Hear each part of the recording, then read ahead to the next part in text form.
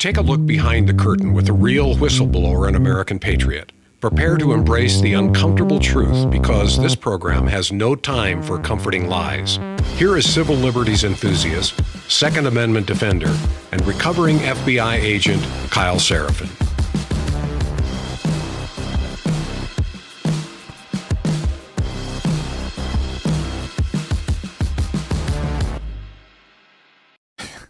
Hello, my friends. Welcome to the Kyle Seraphin Show. I've got a special delivery coming in. My lovely wife bringing me a cup of coffee, and it is Friday. It is December the 12th, and we are going to break some news today. We don't always do breaking news, but sometimes we're the people to break it. So I can just guarantee you, if you listened into our call-in show last night, a couple nuggets were being rolled and polished, and they will be coming your way shortly. So if you're new to the program, make sure you guys hit the like button. You probably have not done this before. If you are not familiar with where you can find us, you can find us at KyleSeraphinShow.com in the replay. If you're looking for the Spotify, I got a lot of you guys that are telling me over and over again, you'll be like, a little bit slow on the uptake. I like Apple or whatever. I like Podbean or something. And then you get a chance to see the video and switch back and forth. And you go, aha! One of you guys who I recommend or I recognize from years ago when we were doing all the Apple comment reads or all the 5-star reviews. And this was T. Gambogi, if memory serves, was like, I didn't realize what kind of electronics you're rocking right there. And here they are. Look at this. This is the electronics. This is the scenario here in the studio. So make sure you guys are liking what we're into. Let's go ahead and give you a quick preview. I'm going to give you a whistleblower disclosure. Actually, let's just tell you how this is going to come down right now. Let's tease it out front. And it comes from, this is how you know that this is where it's come from. Tom Massey's Twitter feed right here. I'm going to read it for you. Things are developing quickly. I recorded this video yesterday, and that was with Matt Kibbe at Blaze. And he said, tonight I received a third whistleblower disclosure regarding the J6 pipe bomb case that I will try to characterize tomorrow. That was 10 hours ago last night. Expect it today from Massey. But you can get it from us first.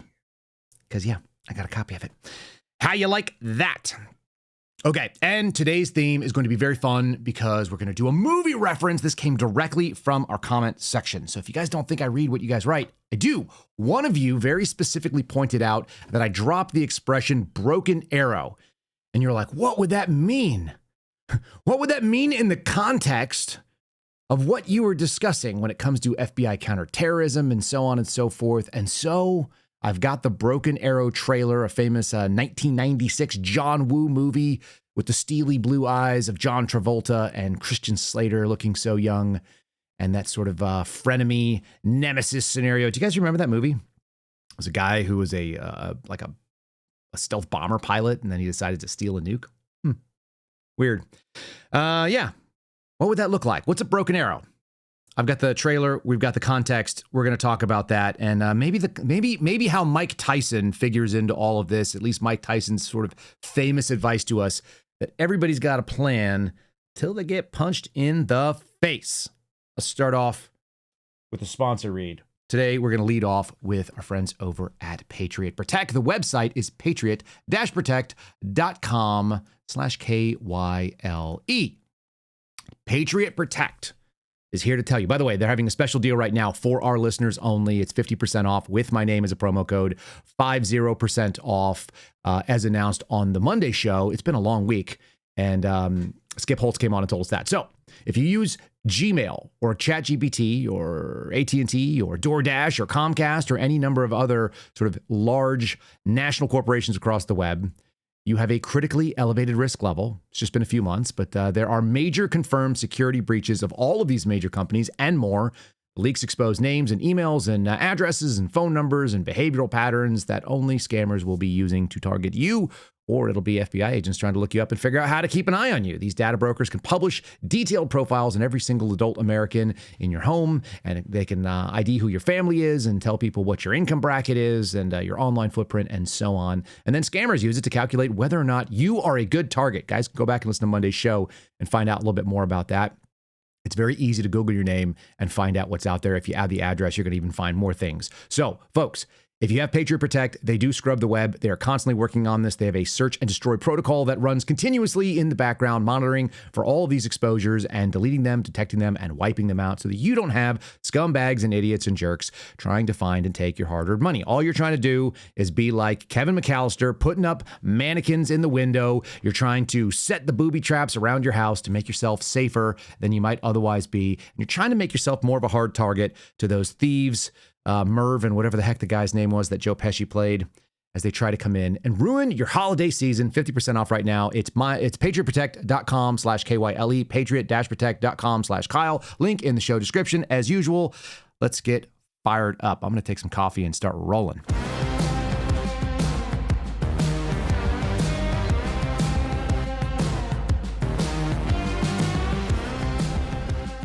All right, friend. For those of you who are in our chat, if you guys are over on YouTube, thanks so much for joining us over there. And there's our Rumble chat, as you guys also can see on the screen. So we are appreciative that you guys are with us today. Now, Broken Arrow. You guys remember the movie? This is a 96 classic. I'm going to give you some like snippets of the trailer. We're going to get started with it. Okay? So let's get the ground rules. They are America's first line of defense. Best of friends. Ready, Captain? Snap of the Earth. Here we go. Fierce competitors. Very nicely done. Almost as good as me. Ready to protect our nation against any threat. Carrying the nukes. You love having the power of God at your fingertips. Not tonight, buddy. And then it's about to go all wrong. Okay, so who are these guys? These are pilots flying in one of these stealth bomber crafts. I don't remember what they were flying in 96. This is really funny. I mean, like I said, it's over dramatized. There's a pistol in the cockpit this guy's going to draw. So they're going to do the shot, right? And what it represents, I think, is a really good idea, safety net, and a protocol that's set up to be able to protect.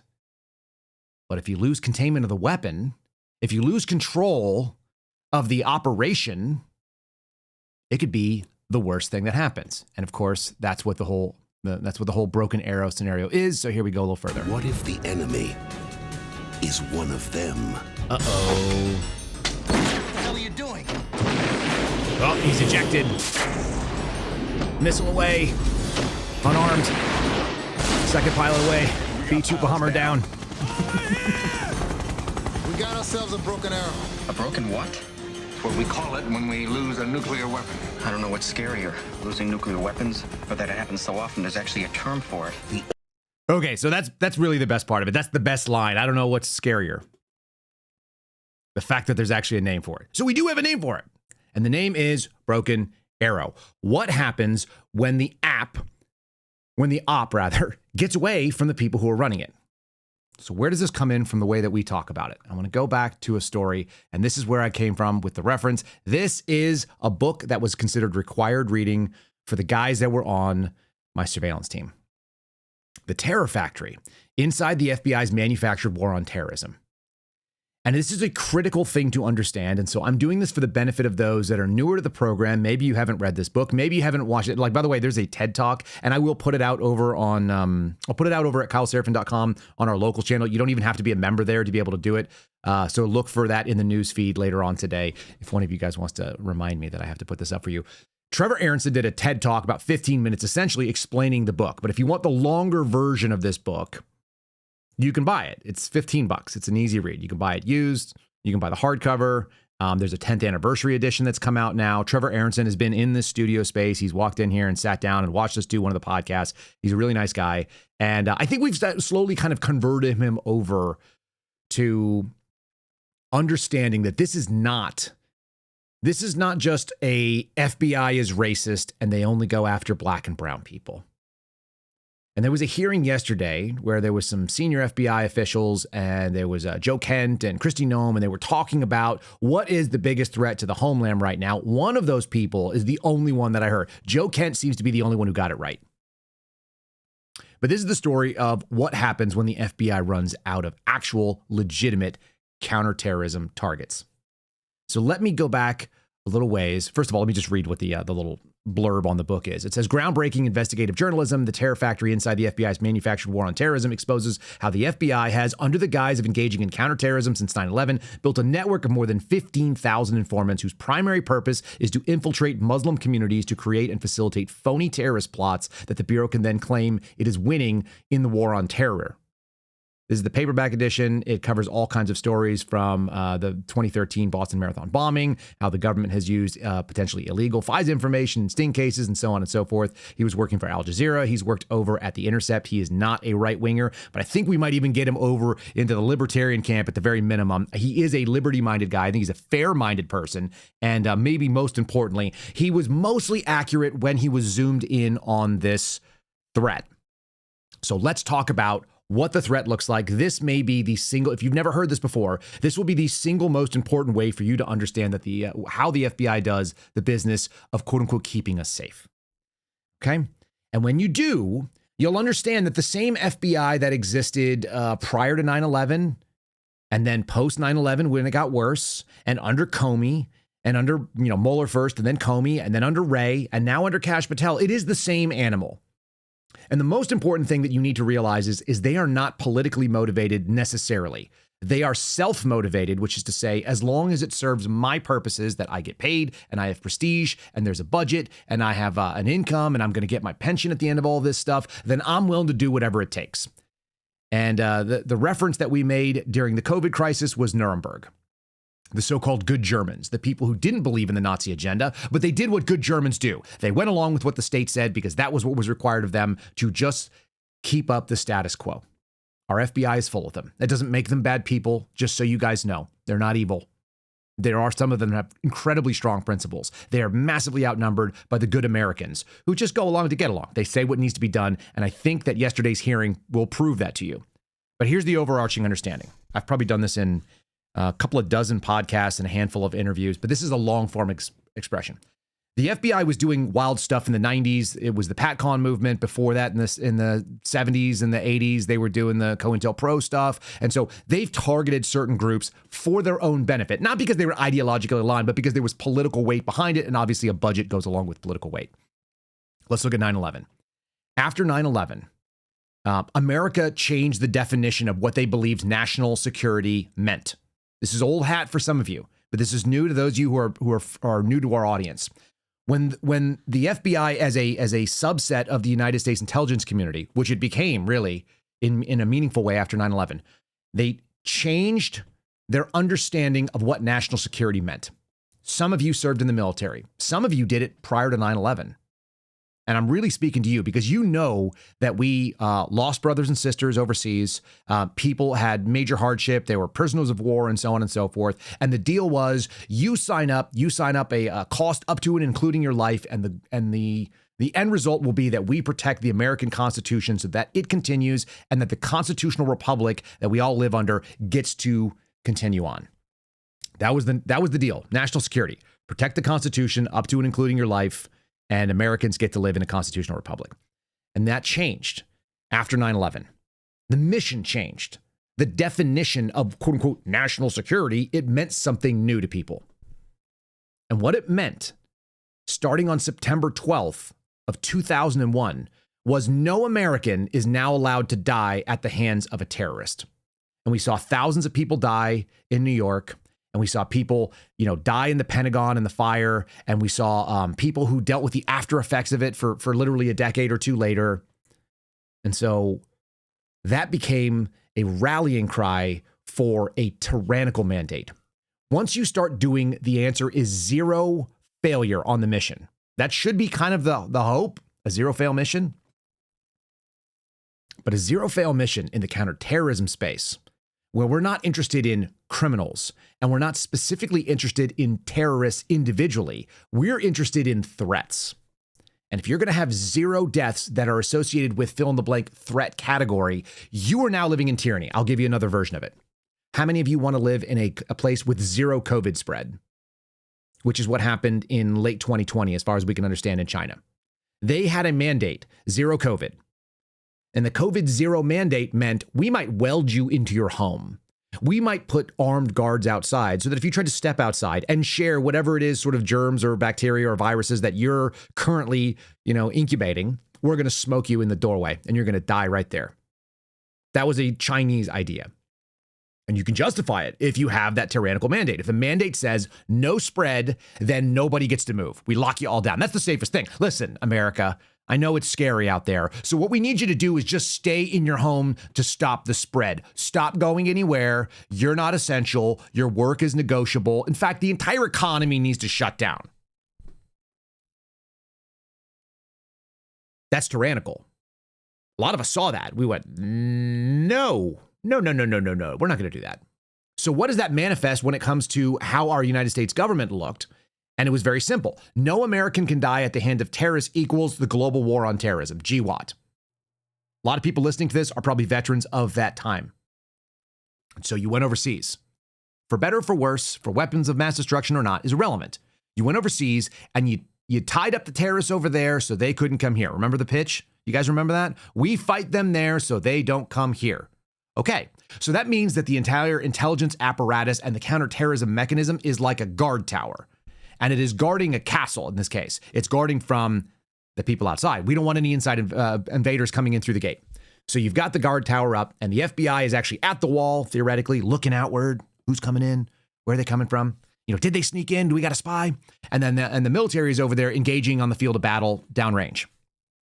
And then we tied them up. They were all tied up. They were all busy. They weren't coming in, not in the volume that we were worried about. So then they started saying, well, did we miss anybody? Are the battlefields outside inspiring people inside of the United States? Are there people here that are looking and being like, look, I'm from America. I was born here, but I'm still really a Somali. And so Al-Shabaab is my thing. Or maybe I'm really still Syrian and I'm still interested in Al-Qaeda, or I'm still interested in ISIS, or whatever it may be. If you're here, but you really, really always felt like you didn't fit in here, so I'm going to associate with an overseas ideology. We have a name for that. And that is the real domestic terrorism threat. This is actually going somewhere, so hang with me here. That's known as HVE inside the business, or homegrown violent extremists. But here's a problem. Your watchtowers that were looking outside over the ocean, looking out to Canada, looking down to Mexico, and running across the seas to the Middle East and so on, those watchtower lights, suddenly, now they're in the yard. Now they're looking inside. And so we've gone from having castle walls to having prison walls, because we have HVEs theoretically inside of us. And so our national security apparatus, and that includes NSA, and that includes FBI, and it includes parts of the CIA from the National Resource Group and so on. And it also includes some of the other things that were created, like CISA, right? Or the Homeland Security, which didn't exist. So HSI didn't exist. All of those things are now searching for HVEs. These are people born in America, or they're American citizens, but they have in fact associated themselves with an overseas ideology. Domestic people, foreign ideology. And that was the big threat. And I would say to you today, that is still the main threat. People inside the United States with those. And the classic version of people overseas who may still want to come over here. But then they started looking in and saying, hey, we've kind of run out of these guys. Maybe we could set some of them up. And they did.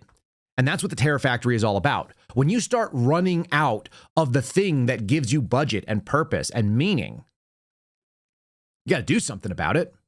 And so the FBI started setting people up. And there are many examples of this. You guys can go back to Operation Flex, which is one of the earliest ones. It made it to the Supreme Court. There are examples all over the place of what the suspendables, guys who've been kicked out of the Bureau and are talking to you now in a way that FBI agents do not.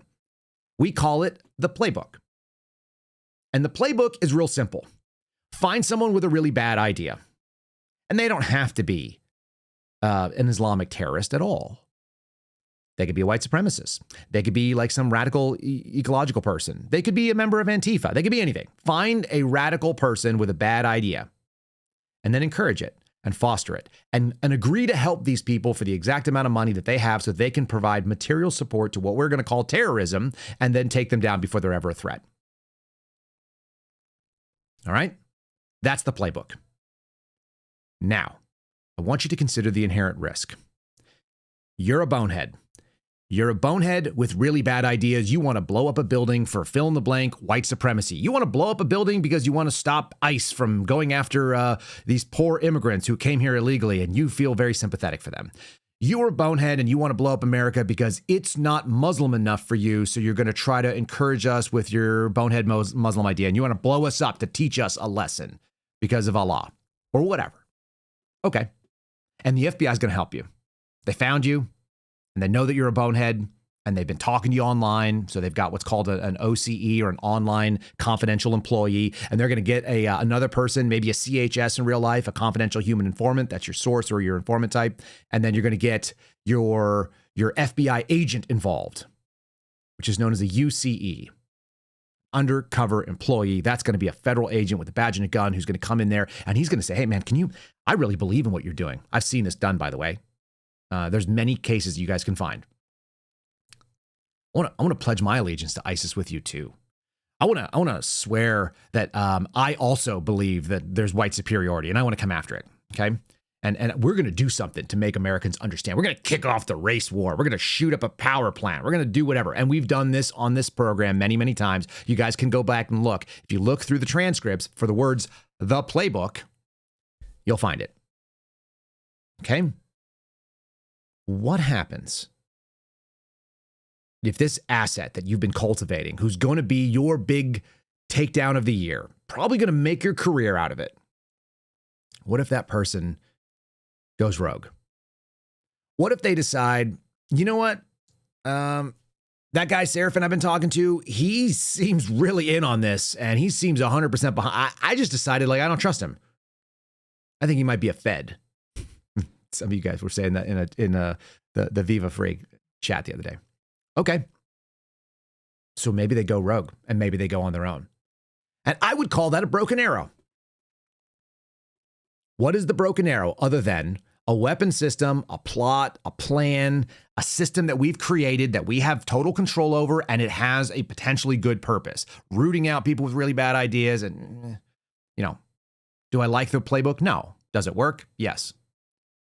What if somebody decides that, I think I'm just going to do it on my own. This is taking too long. This buddy of mine that I have who's going to get me the fill in the blank weapon system, or he's going to get me the bomb that I wanted to have or whatever. What if I get impatient and I decide to just do my own version of it? Maybe I'll grab my dad's rifle. And this is the question I've always had. And this is what I always wondered, why we wouldn't hear about Thomas Crooks more. And I don't have any proof that this happened. This is just a possibility. I would add that it's probably a probability based on the number of times the FBI does it. But where it comes forward, I don't know. So did it happen with Thomas Crooks? Was that what we were looking at? Cultivated asset, contact overseas, radicalized by fill in the blank group that was going to get some benefit out of it. And then he was like, you know what? I don't need to wait for that thing. Because if the FBI is going to give you a bomb, it's not going to go off. If the FBI gives you a gun, it won't shoot. They'll file down the firing pin. So it'll look good, but it won't work. But if you go grab your dad's AR, decide to climb up on a building and take a shot at Donald Trump, it probably works because it's your dad's gun, right? This is the concern that I have. When does the broken arrow thing come out? And then what do you do about it? You got two real options there, and none of them are good. I mean, neither one of these things work really well for you. If you're an agency whose entire purpose is to protect things, let's say a nuclear weapon system, and somebody uses all of the inside resources and all the capabilities that you've trained them on, and they know all of your fail safes, and they have been read in on the entirety of the program, and then they decide to turn on you for whatever reason. They're compromised, their money, someone threatens their family, take your pick. And that's what that story was, right? It's about money, the John Travolta thing. He's just evil. And he wants $250 million. Then what do? Now you've got a real problem. And so, Mike Tyson. Okay? Here's Mike Tyson. Everybody has a plan until they get punched in the mouth. When I grew up, I loved Mike Tyson. Mike Tyson was like the epitome of just an absolute freaking studly animal. We played Mike Tyson's Punch-Out. My buddy used to use Mike Tyson as a verb.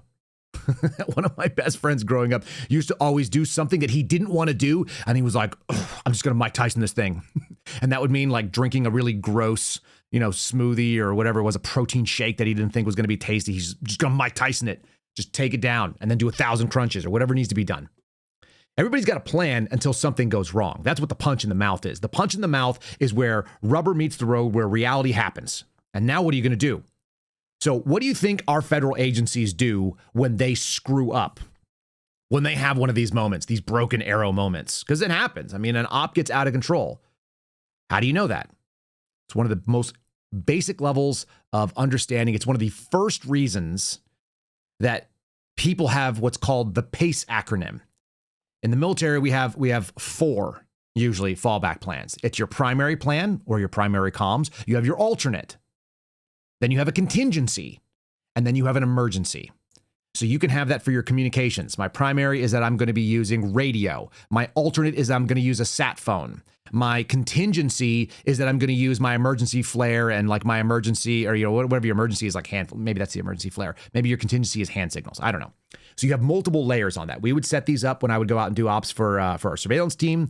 This is very common. You can also have it as for how do you handle things. I've never once seen a PACE acronym for somebody running a source. I've never seen anybody say, what happens if our source goes completely rogue? What are we going to do? They don't even war game it. In fact, I've done source meets of guys who were like an undercover going in to meet a person who claimed to be a radical Islamic terrorist, had already sworn allegiance to ISIS, and they planned the backup, like how do we protect our undercover 10 minutes before the undercover actually sat down at a coffee shop to meet up with this guy. And it came out real, like we'd call it a hasty ops plan. In one case, it was me with a rifle, a radio, binoculars, and no visibility to the undercover. I'm sorry, to the subject, only visibility on the undercover, and like looking desperately for a hand signal that we had just arranged, and I wasn't even sure if he got the text message on it. And all of that is to say that this goes back to this Prussian general. This is, what is it? Helmut von Moltke the Elder. I guess they're attributing it to him. Prussian general, German guy, October 26, 1800. Quote, no battle plan ever survives contact with the enemy. The minute your boots hit the ground, then the game can change.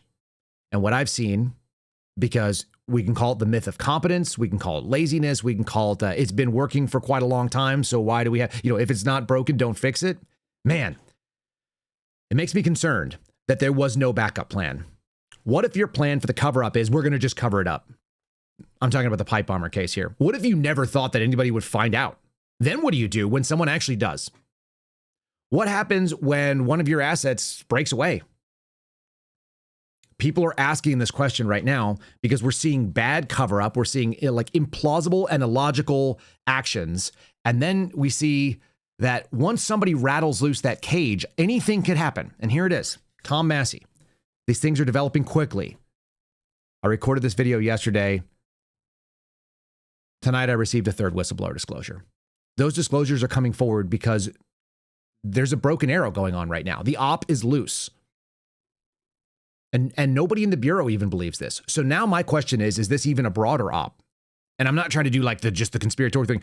I've had multiple credible, reasonable journalists who have logical minds say the same thing.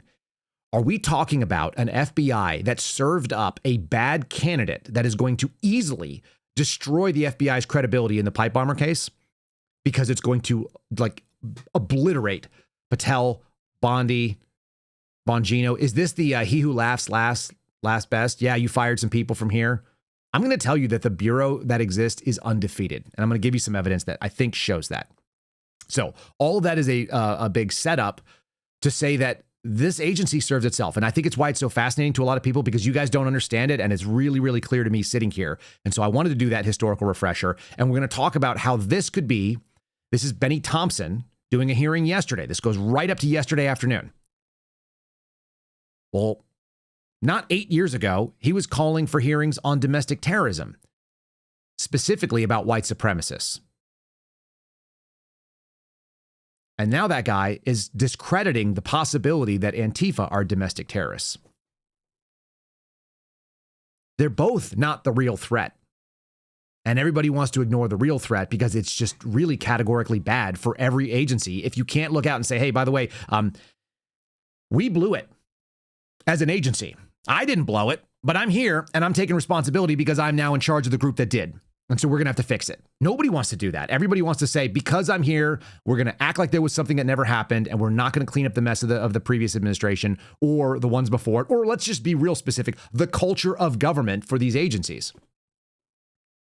So I'm going to blow some minds. And that was the background knowledge that I think is going to be really necessary to go over this new whistleblower disclosure, to talk about the white supremacy threat versus Antifa threat, which I think is very critical. Talk about the real threat, which goes back to that HVE, the real thing that we really should have been looking for, but the danger that it has, because when you start looking inside of your own house and you turn your castle walls into a guard tower like a prison, you guys can watch the Robert Redford movie called The Castle, and it's about a prison that they call the castle. And when you take things that can be used for good and you give them to people that are not necessarily honest and they are serving themselves, then you end up with a scenario where they're actually really, really dangerous. And in America, we accept dangerous liberty over tyrannical safety. That's the rule. And for the last 20-something years, maybe 25 years since 9/11, we've really, even on the right, have given up on that concept. And the left is probably on board because they think that more safety, more government, more management is better. And I don't think they're bad people for it. I just think they're really misguided because all you got to see is it doesn't work. There are plenty of historical examples of this, and they kind of always like turn a blind eye. And if we are also captured by that same thought that, well, we're willing to cede certain things, we're going to cede speech, we're not going to platform certain people, we're not going to have a conversation with somebody because what they're saying is so dangerous, we can't handle it. What happens when that breaks containment? Rather than being contained by the way that we always have, which is to address anything that people say. It's like, fine, you got a bad idea? I'll talk about it. I don't care. You want to talk about Nick Fuentes? Some of the stuff he says resonates. Some of it doesn't. It doesn't hit home for me. You're going to go out there and try to destroy him or say that nobody can talk to him? You're going to make him bigger than anything. This is like the thing they did with Voldemort. You're going to do the Streisand effect. You're going to say, don't show a picture of my house in Malibu that's on a cliff. And then everyone knows exactly what Barbara Streisand's house looks like in Malibu on a cliff. So this is the worry and the concern. All right.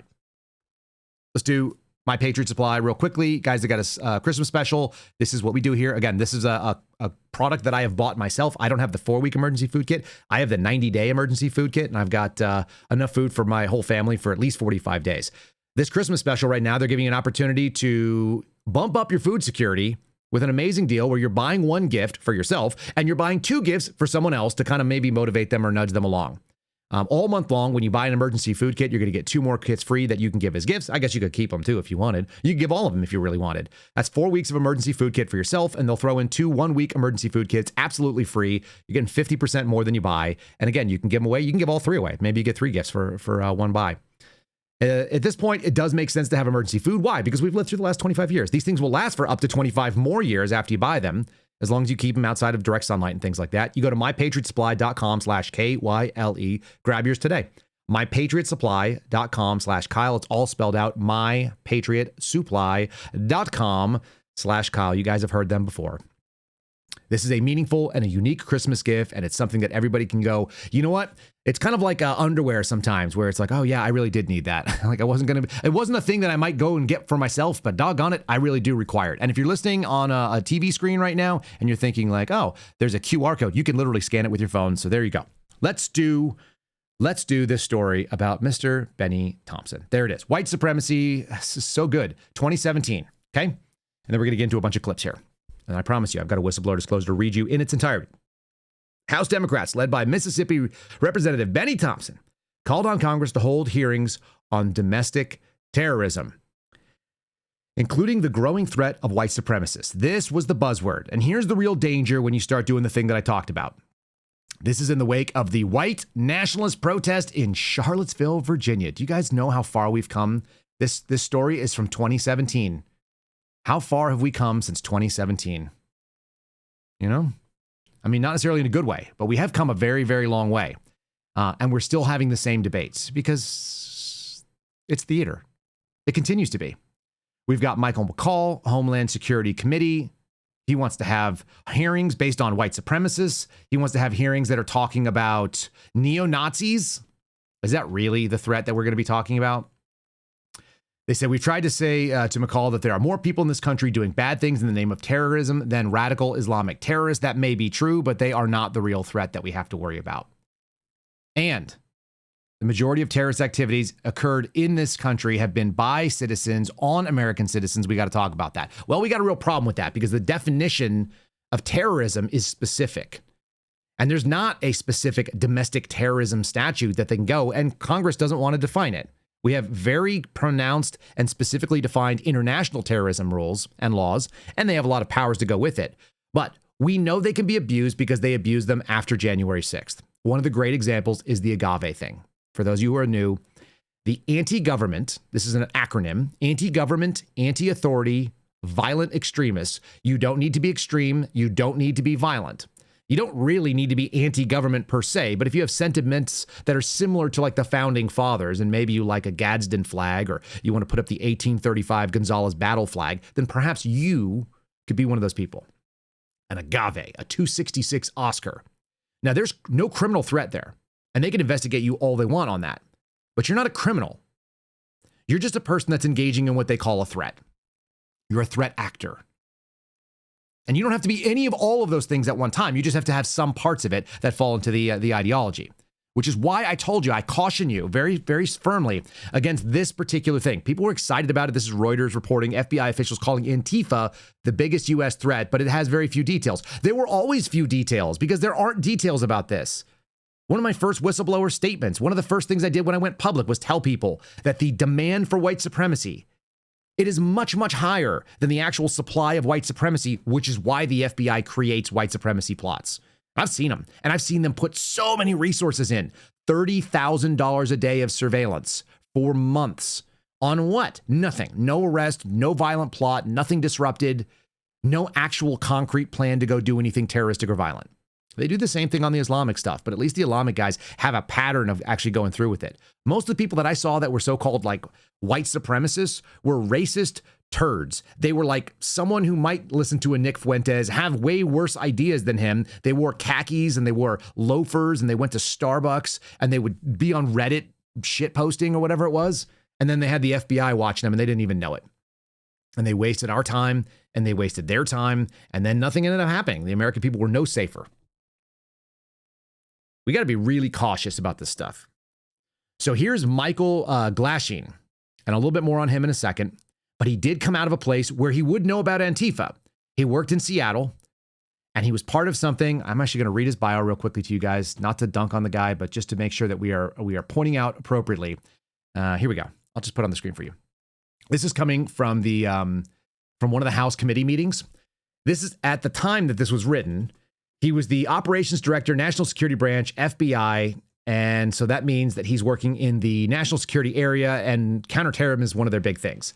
His responsibilities encompass the counterterrorism division, the counterintelligence division, the threat screening center, and the DOI, the Directorate of Intelligence. Two of those things probably should be broken out and sent somewhere else. Joined the FBI in 2001. He's a 9/11 recruit. Assigned to Chicago, did international terrorism where the threat was, like so many people. He came in and did that.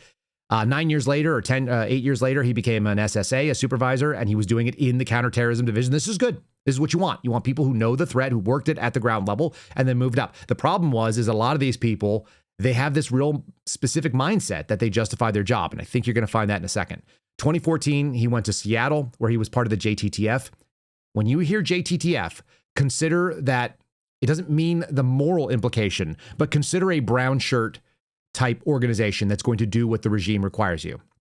And what I mean by that is the JTTF, the Joint Terrorism Task Force, is a state, local, and federal partnership that allows all of the capabilities of all these things, the IRS, the Postal Inspector Service, the Department of Energy special agents, the people who come out of the ATF and the FBI and the DHS folks, HSI, and so on, ICE, Border Patrol, take your pick. Okay, all of these people get together and then they all go and they look for terrorism, which is a political priority. That's what I want you to understand. Because the people who were in the JTTF were by and large the ones running down J6ers. And now they're by and large going to be running down the anti-American, anti-ICE protesters because they just do what needs to be done. Okay, all of that's a setup. This interchange, and this is a brilliant question by Benny Thompson. I don't like to tell people they're brilliant when they don't say something brilliant, but where is the headquarters for Antifa? And it trips him up. But I will also ask you to think, where's the headquarters for white supremacists? Okay, consider that in your mind. Here we go. Any domestic terrorist organization that poses a threat to the homeland as we speak. I'd say the first one, President Trump had just announced executive order domestic terrorist organization, Antifa. That's our primary concern right now. All right, that's what President Trump did. What does the FBI say? We share the same view. When you look at the data right now, you look at the domestic terrorist threat that we're facing. Right now, what I see from my position is that's the most immediate violent threat that we're facing on the domestic side. So where is Antifa headquartered? What we're doing right now with the organization. Where in the United States does Antifa exist? Yeah. If it's a terrorist organization, and you've identified it as number one. We are building out the infrastructure right now. So what does that mean? We trying to get the information. You say Antifa is a terrorist organization. Tell us as a committee, how did you come to that? Where do they exist? How many members do they have in the United States as of right now? Well, that's very fluid. It's ongoing for us to understand that. The same, no different than Al-Qaeda and ISIS. No, I don't want you. I'll ask one question, sir. I just want you to tell us. If you said Antifa is the number one domestic terrorist organization operating in the United States, I just need to know where they are, how many people. I don't want a name. I don't want anything like that. Just how many people have you identified with the FBI that Antifa is made of? Well, the investigations are active. So you wouldn't come to this committee and say something you can't prove, I know. You got to give the guy credit, okay? Point Benny Thompson on that one. Really well asked, really well trapped. Now, the answer is really simple for most of us that understand this. It's a cellular organization. It's organized at the local level. It has, sort of disparate contacts. They have the same ideology, but you don't have a national center that's motivating it. And maybe if there's an international tie, it's in Germany or Poland, so be it. You could make some arguments like that, and he should be better at that. He's not a guy who testifies. He doesn't do media. He doesn't do the other side of the table. I don't know if he was a great case agent or if he did a lot of interrogations, but that's not what most CT agents do. They're not doing a lot of rundown criminal, sit down next to somebody and get adversarial. And that's an adversarial interaction that he was at there. If you look at the stuff that you're seeing on the screen here, it's kind of interesting to me that he was at the Washington field office, and it overlapped me very briefly. In 2021, he took over the special agent in charge of the counterterrorism division, and he was there until 2023. That means that he came in after Larissa Knapp. Larissa Knapp is the person that essentially pardoned within the FBI the NEAL Team Sixers that we were talking about earlier this week. These are the people that took a knee for BLM. Larissa Knapp went on to be the head of the National Security Branch, the way that this guy is now. So that job is a feeder, oftentimes, from Washington Field, where I used to work, into the upper ranks of the FBI. Knapp is spelled K-N-A-P-P. Quite interestingly enough, Larissa Knapp left the FBI and now does some sort of work for the Motion Picture Association of America. So they always find their way into these partnership jobs in the private sector where they can still be in charge of things. I call it the information industrial complex. You guys may have heard that from me before, but they always want to go in there and go where the information is. That's what intel people consider to be powerful. It's very interesting that he fell into there. Larissa Knapp was clearly an order follower for what the Wray agenda was, what the Comey agenda was, but I might even add it was just the FBI agenda doing the FBI's thing. And it does seem that Mr. Glasheen has gone back into that sort of character. I think he's probably a good person based on him trying to answer this. He went to Gonzaga. You look over here, you got a master's degree there, North Carolina, and he was in the Marine Corps. And what we know about Marine Corps infantry officers is they're usually pretty good leaders. But it doesn't mean that he's going to buck the system. In fact, I would say the opposite. He's a guy that probably ends up following and says, okay, well, this is what my job is. It's not illegal. But does he assess whether it's immoral or unethical or what they're doing is actually going to get the outcome? And I don't know. I don't know what level that comes from. But looking at his little interchange there with Benny Thompson, he got beat up. Now, that's not to say that Benny Thompson asks only good questions. He asks really dumb questions, too. And he asked really dumb questions, and I would have turned it around and said, just like we said previously, that white supremacy was the number one threat under Biden, we're now in a political environment. Notice it came from executive order. Antifa is a domestic terrorist organization, not by some sort of declaration outside of the intel sphere. It comes from the president's office. So he's saying what the priority is. It's political in the same way that Joe Biden did that about white supremacy and the agave types and so on, right? The JTTF carries out political mandates, and they do so under the guise of legitimate law enforcement or national security doing threats. If you understand that, you understand why we have a real problem. That's what I want people to walk away with. And you're going to understand when they lose control of any of these ops, whether it be the people running the op, which means an FBI agent goes, hey, by the way, I'm throwing the BS flag right now on you. This is not appropriate. We don't operate that way. That's not what I signed up to do. I'm not going to jam up somebody specifically to be able to get a budget or a statistical accomplishment and be able to make sure my boss gets his bonus. That's not what I'm doing here. When someone does that, you do have the broken arrow scenario. You just can't factor in somebody like me, somebody like Steve Friend or Garrett O'Boyle, or the 300 others that said no to the COVID stuff. They were looking for compliance. And I told this to Jim Jordan, and that's why it's interesting that this whistleblower shared with Jim Jordan's committee. When you try to sort people out and get only those who will comply, you get compliant types. And I think that, not as a knock on his character, but I think that anybody who's in senior management in the FBI right now means they were in management also during the COVID stuff. There's nobody at the top of the bureau that didn't also say yes to COVID tyranny. And that's why I know there's no difference between the organizations. You can change the manager, you can change the CEO. It doesn't matter if all the employees in the store still have shitty attitudes. Excuse my language. Here we go. Here's Benny Thompson saying really dumb stuff. And I think this is relevant. So let's not just say he did a great job. He did a crap job, but he got him with that one question. Where's the headquarters? And he didn't answer it in a flexible or nimble way. Madam Secretary, you and the gentleman from NCTC reference the unfortunate accident that occurred with the National Guardsman being killed. You think that was an unfortunate accident? I mean, it was a terrorist attack. Wait. Look, I'll get it straight. Then you can He shot our National Guardsman in the head. Look, Mr. Chairman, will you direct the witness to allow me to ask my question? It was an unfortunate situation, but you blamed it solely on Joe Biden. I want you to know who approved the asylum application for this same person.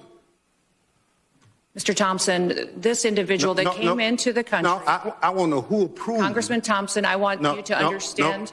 When this individual came into the country, he came under evacuation of Afghanistan under Operation Allies Welcome, was thoroughly vetted by the Biden administration at that point in time, allowed into our country, and then was never followed up. I want to remind everybody in Congress. Reclaim my time. We follow the law. And every asylum is supposed to have a check-in every single year, and the Biden administration failed to do that. Worse, you lost. You blew it. He got you on that, didn't he? The problem is nobody's willing to come in and say this agency is run by the people who are in it, and I am simply the secretary. I'm the figurehead. So all of the sub-agencies that fall underneath DHS, Christine Ohm doesn't know what they're doing. She doesn't know individually who's getting approved. You guys get what I'm trying to get at here. You can't change the entirety of the culture without changing a lot more than just the person at the top. And so the culture of the FBI, this FBI, that FBI, it's a delineation, but there's no real difference there. There's no distinction between those two. And that DHS and this DHS, yeah, you may give them different priorities. You may actually award them for different behavior, so they're going to go out and do some of those things. But the underlying sympathies or the actions or just the way these people do their daily job, it's the same. You're going to have the same people rubber stamping the same types. They're going to do the same minimal vetting. They're going to take the work of this is government people, for God's sake. You think they're going to go out and redo the work that somebody else has already done? Have you guys ever met anybody who works in government that is like, you know what? I think I'm going to stay late on my salary because I care about I have pride in the work that I'm going to do. And I'm going to spend more time doing something that was already done because I want to double check that it was done correctly. Or are they just going to push through some Afghan guy who ends up shooting a National Guardsman? And then, point Trump administration, if you will. Benny Thompson said it was an unfortunate accident situation that did not go, without people paying attention to it. It was a terrible statement about that. But he also got kind of like another point in. So he lost one and he won one. But what he did prove is Kyle Seraphin's theory from the beginning of this. And I think that I would like you to share it, critically think about it, and then see if this rings true to you. You have the same people working, by and large, let's call it 95% of the employees of most federal agencies in the executive still work there. they did not make a material dent on the number of people or the types of people working there. So how on earth would you think you change the culture? Because you put a new person up and you put some new posters on the wall? I remember when I was working at the Bureau, and I remember seeing in the lunchroom for the first time, they put up the new mission set of the FBI. And they moved rigid obedience to the Constitution of the United States of America, which used to be number 1 when I signed up, and they moved it down to number 7. And things like diversity were above it, and things like respect and other BS nonsense corporate jargon. And I was like, wait a minute. We're a federal law enforcement agency subject to the Bill of Rights, and you just made that number 7. Got it. Listen, even CNN was not going to let the one go that you just called the shooting of a National Guardman in the head an accident when it was clearly an intentional act, and the guy reportedly said Allahu Akbar before he went on to the shot. So at least there's a little bit of accountability on this. But all it did was prove what I was saying. Anyway, here's Benny Johnson. I just wanted you to get his just desserts. He had to go eat this on national television as well. So there you go.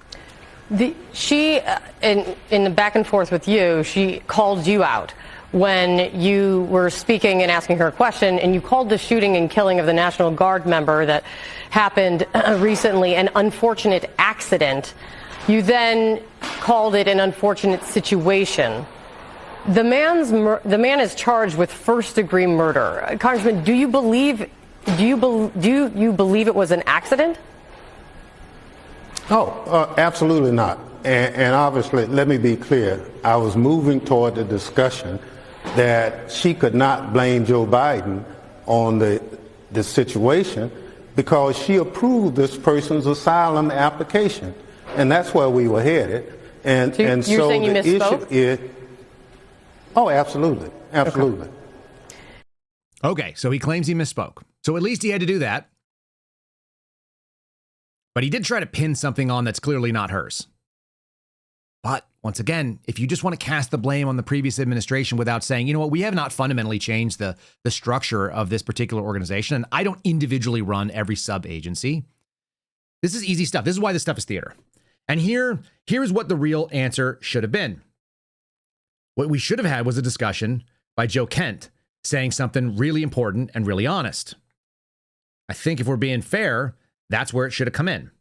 So give me one sec. I got to find this clip again because now I can't find it, of course. Joe Kent tells us what the real threat looks like. And it looks like exactly what I started off with. External international terrorism, what we call IT, and then HVEs. Homegrown violent extremists, people that are here for whatever reason, usually legally, that have identified with an alternative and a non-American ideology. We've made significant progress under President Trump's leadership. We have the jihadis of ISIS and al-Qaeda on the run in Iraq and Syria, thanks to the decisive action and the strikes that we've taken there recently since President Trump took office in January. However, we have a persistent threat from the individuals that were allowed into this country by the previous administration. The number one threat that we have right now, in my view, is the fact that we don't know who came into our country in the last 4 years of Biden's open borders. What we have identified is alarming, and I want to share that with you today. We just recently put out a warning of the heightened risk of terrorist attacks posed to the homeland by terrorists pretty much of all stripes, but in particular from ISIS and from al-Qaeda. NCTC has been crunching the numbers and going through the sheer volume of known and suspected terrorists that are in the country that came in under the Biden administration. So far, NCTC has identified around 18,000 known and suspected terrorists that the Biden administration let come into our country. These are individuals who, under normal circumstances, would never be allowed to enter our country because of their ties to jihadi groups like ISIS and al-Qaeda. Yet the Biden administration not only let them into the country, and in many cases facilitated their entry into the country, just like the entry of the Afghan terrorists who committed the terrorist attack here just before Thanksgiving, killing one of our National Guard members and wounding another. That Afghan was brought into the country as a group of over 100,000 Afghans who were brought here during the disastrous withdrawal from Afghanistan. I'll just stop right there. That's the entire answer to all of the questions that you just heard earlier on. Just get rid of the people talking from the FBI. Have no business there answering that question. Get rid of Kristi Noem sitting at the desk. She has no, I'd like to defer to Mr. Kent. He speaks better than I do, and he knows more about the threat. 18,000 known or suspected terrorists entered into the border. In the 100,000 that came in, we are now trying to run them down. We are trying to identify those threats. That's our job. So how is that a broken arrow? Well, it turns out they brought them in on purpose. This was not accidental. This was not like some sort of like failed plan. They thought they had it under control, but who said you need to bring them in here? Who told you that it was acceptable? Who's green stamping these passport stamps? Who's giving them parole documents from the State Department? I watched the shit show that happened. And by the way, I was involved in whistleblowing activity on this starting in October of 2021. So now we are 4 years down the line looking at the problems from the previous administration, but they're not really even the previous administration, because the reason that the people in those agencies did what they did is because they always would have done that thing, given the opportunity. And I think that Joe Kent dances between, he doesn't cry out a bunch of blame. He speaks in numbers and the volume of the threat and talking about where we should be focused. And thankfully, he's not talking about things like Antifa. It doesn't mean that Antifa is not a problem, but generally speaking, the ideas of Antifa are constitutionally protected, guys. And that's what I've been trying to say here. I'm consistent. I will just do consistency. I'll defend the rights of some jerk that I can't stand from Portland who has a nose ring and stupid hair to be able to yell all their crazy ideas. Now, if you get up there with like one of those like LRADs or you have a megaphone and you're in someone's face, I think someone should punch you. You know, like not a government person, like a regular person should give you consequences, because I think physical boundaries in the world is good. I think we should actually look around and go like, you know what? That's not tolerable. We're a polite society, but I might have to get an assault charge because I'm not going to let you do that. And I've seen some people doing horrible things to ICE. Screaming at them, running around, acting completely obnoxious. There should be some physical consequences. You used to have those in the world. Social media shouldn't stop them. But the broken arrow scenario is that the plan was set up in a specific way, and then people from inside the plan are actually using it as the weapon system. That's what John Travolta did. He knew all the nuclear codes. He knew the access and how to bomb or arm the bomb, and he works against it. And throughout the whole thing, it's this cat and mouse sort of action thing, because he was the guy they trusted to do the right thing. And the thing he ended up doing was serving himself. We got a lot of people inside of our government that are interested in serving their own mission set, but not the broader one that the American people have the expectation. If you saw a B-2 bomber fly over and you knew it was a nuclear armed thing, you'd think that's our guy. He's trusted to do that thing. The broken arrow is when they don't do it. We have people that work inside the federal government that are supposed to be the protection between us and the outside. People want to come to this country. We assume that they're getting vetted. We got told they were. We knew they probably weren't, but that's the job. So when the system fails, and then you've got this other problem. It's like, well, what if we want to run these people? What if we want to do that? Because that's what the CIA was doing on the basis that I was involved in. When I was down at Holloman Air Force Base, and they're meeting with guys from the KPF, the Coast Province Force, a militia group that the CIA used to work to. Like, they're willing to tolerate a lot of these guys' awful culture and some of the things they were doing that were definitely criminal, and probably the sexual assault of young boys or, you know, adolescent or teenage boys. And they're willing to do it because they want info, because that's where the power comes from. As I said, you watch these people that are in intel, they always go to where the intel is. They go to Google. They go to AI companies. They go to the Motion Picture Association of America, where you have like amazing propaganda capabilities. They go to Twitter. Right? They go to Facebook or Meta. This is what we saw in the Twitter files. That was the big reveal, was that all these people that had come out of the intelligence services had taken their training and their values platform, and they moved them over into corporate America, and they created this extra branch. And then the real dangerous thing is they're still on mission. But that doesn't mean that they're getting paid. People always act like I'm somehow being paid by the FBI. That's ludicrous. But even more ludicrous is, I'm not working to achieve the ends of the FBI. I'm actually working to achieve what I believed the ends should have been, and they don't. I actually think that it matters that we have truth and that we have honesty and that we have people that are doing things for the right reason. And some people are just doing it because that's what I was told to do. It's my job and I'm following orders.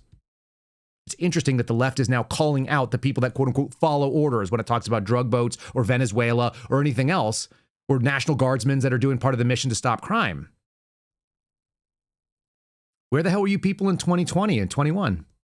Where were you when the COVID vaccines rolled out and everybody said you had to get it? And we were like, well, that wasn't part of my employment agreement, so no. And by the way, I've got some serious religious problems with it. When they started doing the compliance purge, I heard nobody. And now they're suddenly worried about it. And I see people, whether it be CBS or ABC or NBC, and they're all using the word purge inside the intelligence agencies.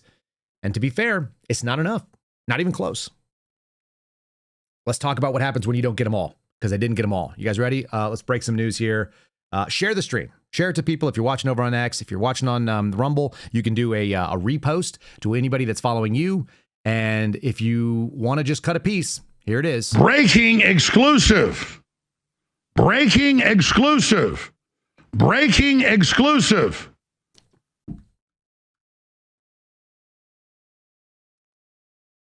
Is that a long enough pause? Attorney Kurt Suzdak, friend of the show.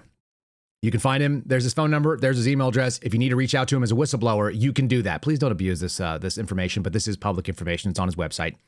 And it was published by Tom Massey. This is to the Honorable Tom Massey, the Honorable Jim Jordan, regarding a 28 CFR Part 27 protected disclosure by an FBI employee to a member of the United States Congress, potentially regarding gross misconduct by the FBI. Now, here's the deal.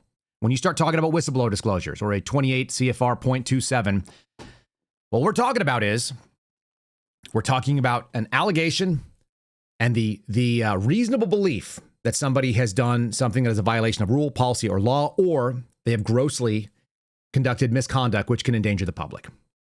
Pursuant to this CFR, please accept the following protected disclosure from an FBI employee related to serious misconduct by the Federal Bureau of Investigation. The employee provided this disclosure, worked at, past tense, FBI headquarters, and is in a position to know the information that is being provided. Are you guys prepared? Here we go. I told you this stuff is going to fall apart. There's no question in my mind.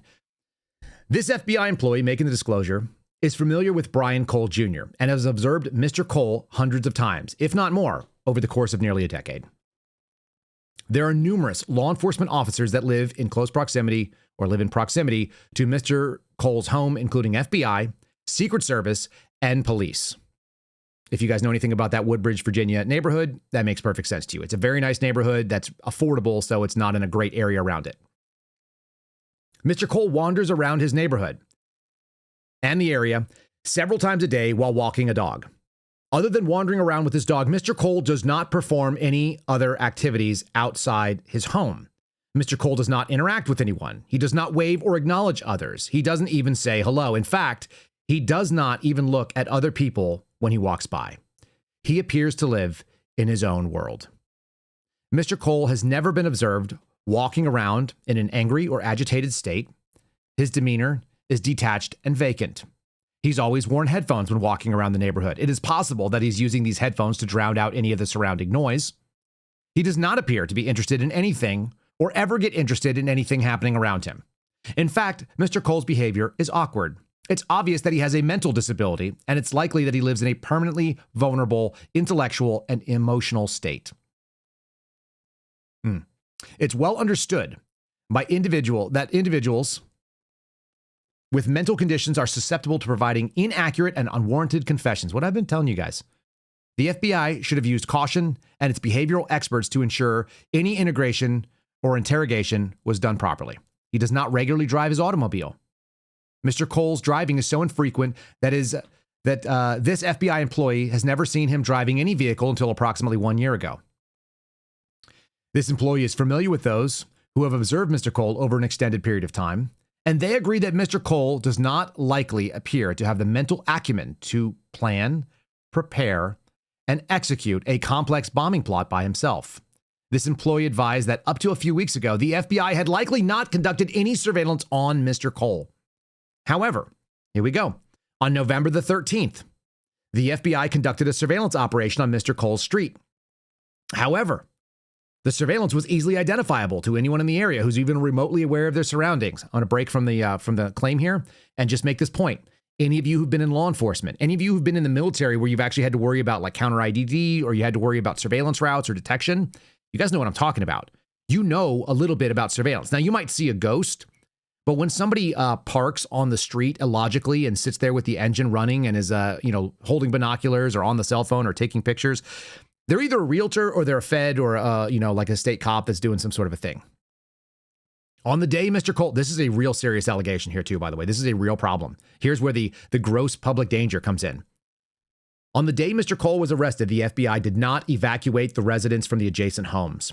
If there was a possibility that a subject had spent years procuring bomb-making materials, or any possibility there was an actual bomb in the house, the FBI should have evacuated the adjacent and nearby homes prior to conducting the arrest and search. The number one priority should be public safety if you are dealing with a potential bomb threat. This is the real problem we had with the Capitol Police response.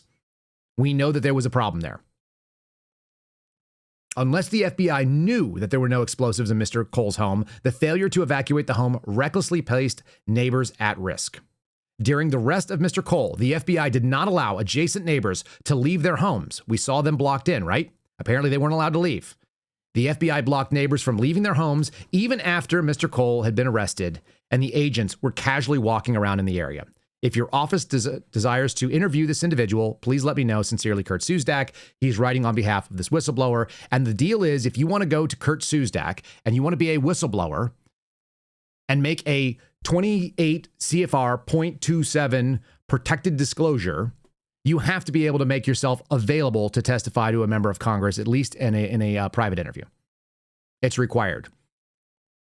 So if you are somebody listening to our show and you're like, I've got information or I've got an allegation that you have a reasonable belief, there are two things that I will guarantee you. Number one, we will do our best to protect you and shield you here. Number two, I will make sure that Kurt Suzdak's information is not lost in some paywall shielded Washington Times place. We'll disseminate it as necessary. And for the people that are watching this, that are wondering, like for those in the FBI that are wondering, hey, am I alone? I saw something really wrong. You're not. And for those that are members of Congress staff, or if you're out there in the mainstream media and you're looking at this and you're going, okay, this is problematic.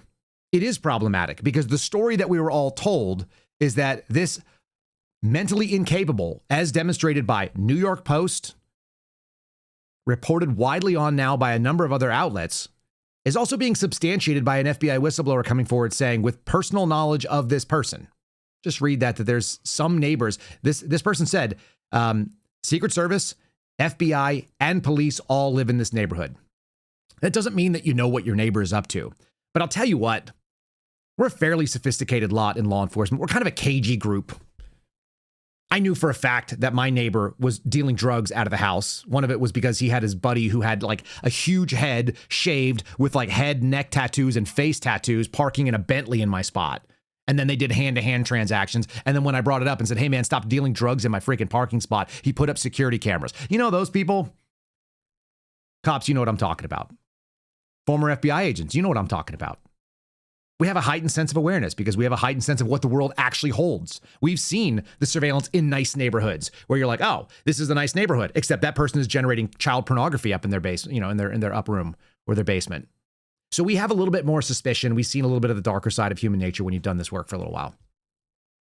So when someone tells you that there's a bunch of people living in there and they've all seen this guy and they all have a consensus that this can't be the right guy because he doesn't walk like we've seen the pipe bomber walk. The scene, they put it out over and over again. We played it last night and I'm going to play it for you guys again. Allow me to grab the clip here. Let's just do a little watching. What does it look like when this person walks around? Is this a disaffected, disinterested, living in their own world, not aware of any surroundings? Or is this a person looking up and around? Oh, look, that's the video right there. Looking around. Oh.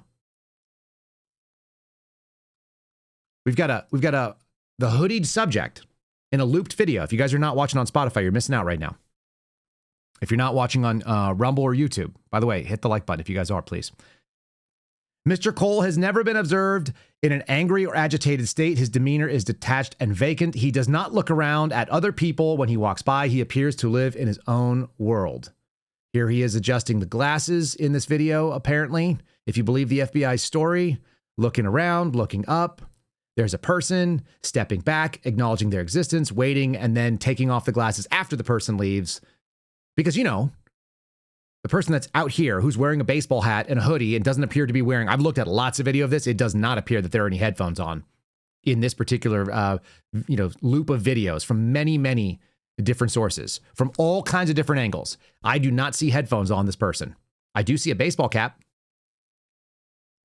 So let's lastly get to this little piece when we're talking about this again. I did this with David. on the Viva Free podcast yesterday, and I want to hit it here again. We're going to punch it down until you guys make sure that you guys feel pretty good about this. This is a blown up version of the pings that were mapped by Armitage. This is not the way the FBI puts them out. This is the way that he did so that he could explain it to regular people. And we're honing in on a couple of things. First of all, the little messy spaghetti complex, which has green, red, and blue lines, are the route that the pipe bomber did in the DNC. So where you see 1, 2, and 3 in the middle of this picture, that's the DNC loop. And then on the upside of it, over where the 4 is, that's the RNC loop. And this picture actually shows that each leg, while the bomber was supposedly walking around, would have to actually hit a specific place. For those of you who think pings means that your phone gave off like a specific GPS coordinate for where you were at that time, that is not the case. What the ping means is that your phone was being picked up by a specific tower at a specific time, and that tower covers a certain amount of ground, and it's about 120-degree radius of Earth. And it could be 5 feet away from the tower, or it could be 1,000 yards away from the tower, depending on how powerful the tower is. And it's not always clear. Now, the way that we get more precision out of this is multiple towers will pick you up. So if you guys are looking on the screen right now, you'll see there's a blue line that goes from the top left down to the middle at the bottom. And then there's a red line, and it starts from the bottom left, and it goes up to the top right. And if you look at the intersection of those things, which is right here on my cursor, you'll notice that's smaller than 120 degrees. That's like a 90-degree angle. So you can tighten down where your pings are by having overlapping towers. But if you only get one ping on one tower, historically speaking, because you can't do this in real time if you're looking into the past, they're looking at old pings. And then what we're talking about here is that the pipe bomber could have been anywhere at the time that the ping happened between this entire bottom right-hand side, or what I'll call the southeastern side of this particular map. Anywhere here, all the way up to this line right here. This is where you can find the ping of the phone. The problem is the FBI says that when the phone pinged in this sector over here, the pipe bomber was physically right here on the route, outside of the sector. And there's the same problem with the number 3. The number 3, this is the line here. This is the narrow line. So anything that is on the bottom left-hand side or the southwest side of the sector here would be where ping 3 should show. But unfortunately, at the time that the ping happened, the pipe bomber on the route was physically outside of that sector in 3. And we have the same problem with 4, just slightly outside of the sector. So our issue here with the pings is it's really thin. And so there has to be more, right? They have to be able to show you that this person looks like, sounds like, walks like, gait analysis is on board, that the vehicle was there, that they can see the person getting out, they're wearing the right clothing, the phone is moving in coordination with where we expect them to be on the video map. And so if you had pings that were outside of it, but you could actually follow the video, then you'd be like, okay, fine, that's closer. It's not definitive, by the way. But your pings on this are actually telling you where they're not. So here's what I can tell you. If the phone pings in Sector 1 over here, which is southeast pointing into Washington, D.C., what I can tell you is that person is probably not in Maryland right now, if they're holding the phone. The phone was not in Maryland. But it doesn't tell you whether they're on the 695 freeway or whether they're going northbound on or southbound on New Jersey Avenue Southeast. So when you hear the word ping, don't think like, oh, it's like you're like dropping a point and you're telling the tower, here's where I physically am with my GPS coordinates. What you're saying is the phone just said, I'm in your sector, and so I'm touching this tower. And I hope that makes sense, because the minute you realize that these are a massive swath of territory that you're actually identifying, and then the FBI's claim is that the person was actually outside of that territory, so they're going to basically focus in on the margin of error, we got a real problem right there. And none of that makes any sense to me. That's your whistleblower disclosure for the day. Tom Massey will probably put some stuff out on it. I wouldn't be surprised if some of the mainstreams decide to cover something like this. If they don't, no big deal too. Here's another thing for everyone to remember. Who covered down on the story of the Blaze bomber versus the Brony bomber? InfoWars, Kyle Seraphin show, Viva Frey. Is that it? The Blaze. They put the story out. Who covers down on the Brony bomber? All of your mainstream legacy outlets. They all took the FBI at their word. I won't do that, period. I don't do it because I don't look at them and say, obviously, they're going to tell us the truth because I've already seen what the problems are. And so if you have this innate belief that somehow everything has changed, this goes back to the Benny Johnson story. You think that they've taken over a new thing. They've flipped over a new leaf and we've got a new group of people running it. I will show you definitively that the answer about Antifa, the answer about the JTTF and the problems with white supremacy versus whatever, those are political activist movements. Those are political decisions on who to target. And you cannot tell me that they've changed. They're simply looking at what's most advantageous for me. You know what's advantageous for the FBI is getting somebody, anybody, especially if it's not somebody in the government, and it can turn away the scrutiny. That's a big problem. Okay, a lot of people have claimed that that this guy, Nick Fuentes, is a Fed op. And I want to talk about that just a bit, because I think it's interesting when people start making allegations that somebody is a Fed. As a former Fed who kind of knows something about being a Fed and knows what it's like to sit here and have people call me a Fed as I sit here in this rental room. All right. Real quickly, guys, you can support us by going to Spotify. KyleSeraphinShow.com is the easiest place. We are adding more and more audience from the audio side because you can also get video. Consider it. Doesn't cost you anything. You may hear a Spotify ad here. Also, a number of you have gone out and supported us on Locals. Really grateful for that. Small but building audience there on Locals, KyleSeraphin.com. And you guys are also supporting us on the channel at YouTube, so give us a like there, subscribe, share, put your notifications on if you want to know when we go live. I heard a lot of you guys say that you don't get the emails about when we go live, which is at 9:30 a.m. Eastern time. That's 8:30 Central. I don't know what the times are behind me. They keep changing, you guys. But you can find us there, and then if you're on Rumble, give us a like. Yesterday, we were ahead of Timcast. We were ahead of the Rubin Report. And they have way more people following their channel. So more of you are interacting with our work, which I do really appreciate. And so, keep it up. You guys are doing a great job. Just so you know, if you want to go see the leaderboard, you can see what your work does. Your like equals boosting us on the leaderboard on Rumble, as silly as that may be. Theoretically, at some point, they'll have to take notice of the fact they can't keep squishing us. So let's do some Nick Fuentes. Where do I think this Nick Fuentes thing is coming from? This is where I think it came from. I don't think it's new. I don't think anybody else does either. Even though he's a young guy, he's been in this game for quite a while. He's an articulate communicator. He has some terrible ideas. He's got some ideas that are also just really funny, and it doesn't matter because young people are irreverent and they don't really care about the old school, like, oh my God, how dare you say that? And honestly, neither do I. I used to work on an ambulance. I was an enlisted guy in the military. I worked in law enforcement. I've got a pretty dark and sick sense of humor. You could probably make me laugh with some really ugly, awful things. And anybody who's ever kind of interacted side to side, you know that. Last night, we decided that if you impugn Waffle House, that we'll look at that as an insult to our mother and we're willing to knock you out. So that's where I live. This is where Nick Fuentes came from. Years of this. And it even predates these clips, but let's start with that. We don't need white people leading the Democratic Party right now. White men who think like you. To the white men running to be the Democratic presidential candidate, can you not? Where people just get very, very excited about white men. I mean, we have to stop demonizing people and realize the biggest terror threat in this country is white men. Our country should be more fearful of white men. People of color have been saying since the election that the Trump election was about white supremacy. But what about the other side of the coin? White privilege. Been able to cash in on white privilege. Dear white people. Democratic Chicago Mayor Lori Lightfoot, she's catching heat for apparently deciding to only grant interviews to black or brown journalists. I don't want to say we need to go start killing all white folks, but it's like, but maybe they need to feel the pain and the hurt. Okay. So that's a pretty dark compilation. And it was mainstream stuff. None of those things were fringe outlets. None of them were having like unapproved types of narrative. See how it ties in with the JTTF and the political priorities and what's accepted? I mean, that is an info op. If you're going to keep repeating this stuff, whether you know that you're part of the op or whether the op is being, just approved, because there are two ways you can do it. You can go ask people, hey, go say negative things and go act like white people are the problem. And then they will.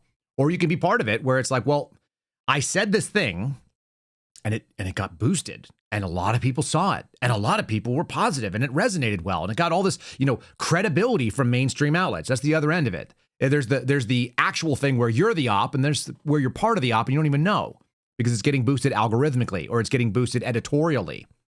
Here's another one of these things. I think some of these people are definitely pushing it because they believe this. And so they're driving it. And I think some other people have said it maybe just because that's what you have to say to have your voice out there. For whatever it's worth, you're not going to see me on Fox News anymore. We had a really funny moment at my dinner table the other day when I was talking to my wife. I'm like, do you remember when I was on Fox News like every week or two? It was really weird because I don't like Fox and I don't like doing TV. I think it's a really imperfect way of communicating. This is my preferred style. But you can't say anything on Fox that's not approved by Fox. I think Milo Yiannopoulos told me that. He said, why would you think that you could say anything other than what the network's position is? That's how all these places work. You got to run the approved line. There's a very, very narrow margin that you can play within. And if you come out there and Fox says, hey, do you want to go out there and talk about how Harvard professors should not be allowed? They shouldn't be allowed to say these things and support Palestinians or whatever. And I was like, no, I think people should speak whatever the hell they want. This is America. You don't like their ideas? You don't want to, you don't have to talk to them, but you should. In fact, you should seek out people you don't think you're going to agree with and try to see if your ideas hold up to scrutiny. And you should actually know what your ideas are, which is the problem that they had in that congressional hearing. The member of the FBI's JTTF, I'm not sure that he backs any of it. He didn't seem real confident that Antifa is the big threat. That's what the big issue was there. It was a confidence issue. Kind of like Dan Bongino, not actually being very confident that he's got the right pipe bomber subject, but he's pretty comfortable. Here's another version of this, another comp. Ready? And white Americans will soon be a minority, and that's great. Whites will not be the majority. I mean, it's an exciting transformation of the country. It's an exciting evolution and progress of our country. We are going to be a white minority very, very soon. I'm okay with that. If things are so bad, as you say, with the white working class, don't you want to get new Americans in? America is going to look very different in 100 years. You're not going to be able to tell you're black, you're white, you're Hispanic, you're Puerto Rican, whatever. It's going to be very complex, and I think ultimately that's going to be good. White Americans feel that they're losing their country. They're losing ownership of the country, and they're right. In the end, they are not the future. For the first time in American history, the number of white people went down.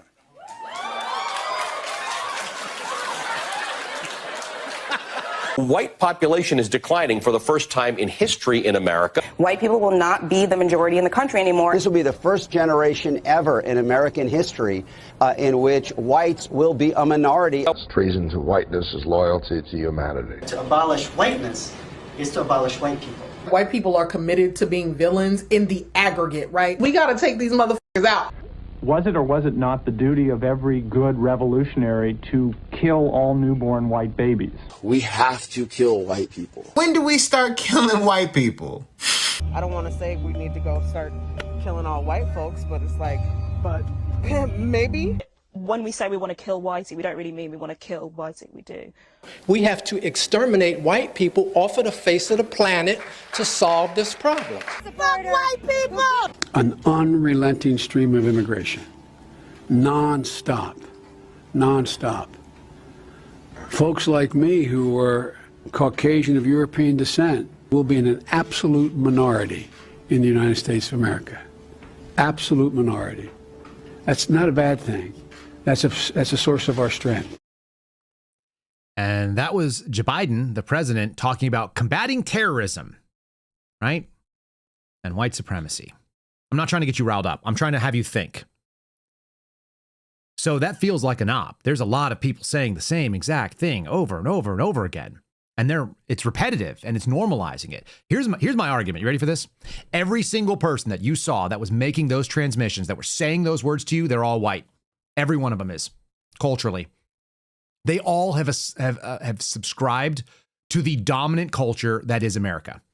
And if you look at the quick AI population grabs that I pulled over from Google, which is generally accurate, it's like 58, 59, right around 60% of the United States population going like 2023 is non-Hispanic white. So that's the majority. It's not a huge majority, but it's a majority. It's enough to pretty much get close to a Senate win. And all the people that are talking like that are using technologies and are using infrastructure and are using culture that is our dominant culture. Let's take the word white out of it because I think that's the right answer. Take the word white away and let's talk about the dominant American culture. They're all part of it. You watch TV, you have a phone, you wear a t-shirt, you wear a dress that was made somewhere in the Western world or made in Western style in the Eastern world. That's probably more likely. What's more Western than that right now is outsourcing things, getting a cheap Chinese shirt and then wearing it. Like, I don't know if Chinese people are wearing the same kind of t-shirt I am, but okay. Oh, you go to a gym? Oh, you walk around in tennis shoes? Huh? You drive a car on American roads? You're part of the dominant culture. Like, shut the F up. You're all white. All of you are white. I used to tell my friends who are Asian, I'm like, you're white. And then you'd have a friend who's black, and I'm like, you're white. You're all white. You're all white. If I'm white, you're white. Why? Because we own guns, we have rights, we believe in civil liberties, we go to the same churches. We're all the same thing. So stop saying white. White is just a stand-in to try to like divide people. When in reality, like either you have the dominant culture or you don't. And I think most of the people do. Then there's people who don't, and we see them.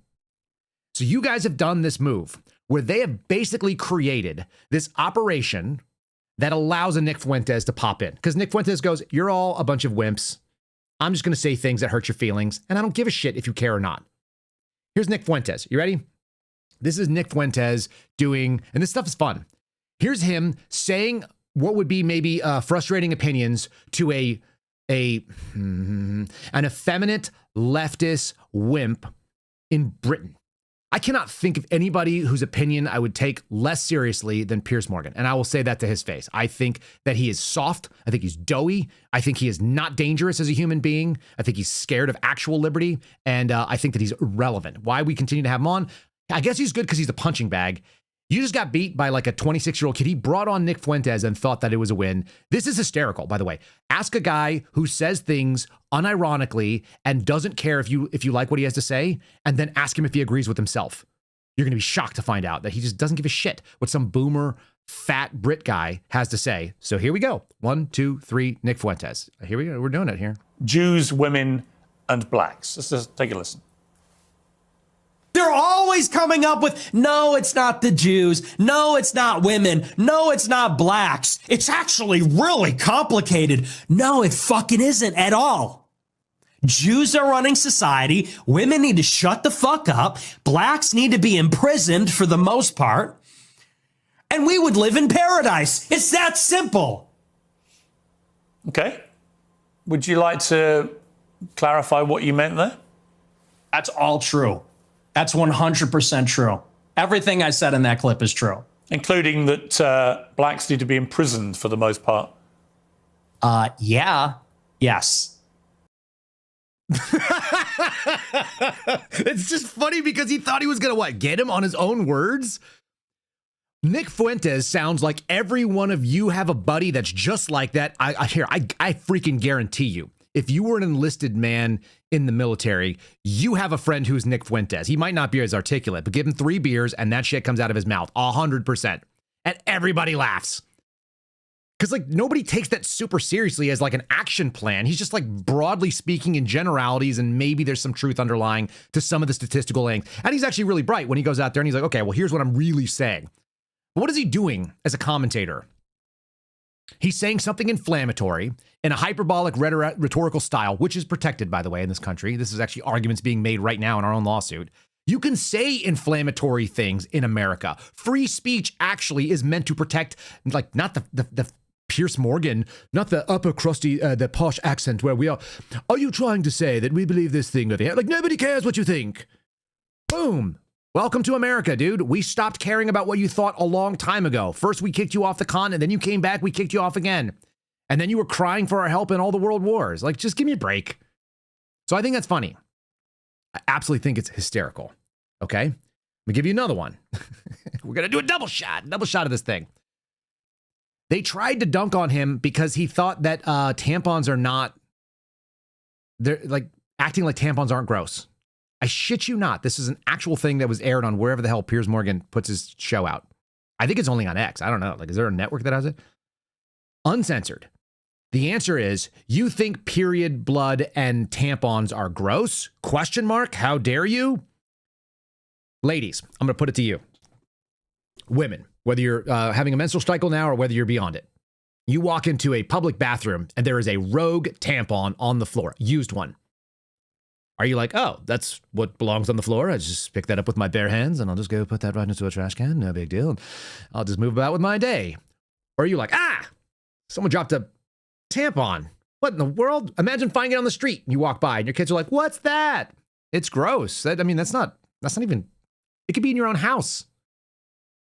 This is such a weird thing to try to dunk on. Anyway, Piers Morgan, info op, weirdo, anti-Second Amendment guy, got destroyed by Alex Jones talking about Red Coatlandia or whatever. All of that stuff. And he thought this was a win. And this is what happens when the op gets out of control. When they've lost it. They don't have control of a Nick Fuentes. It doesn't mean I agree with him all the time. I just think he's like, some of his stuff is funny. Some of his stuff is clearly a win, like this. And some of the stuff is just obvious. It's like, well, who cares what he thinks? He's, I'm going to show you another one where they're asking if he's gay or not. It's like, well, he's actually more conservative than most conservatives are.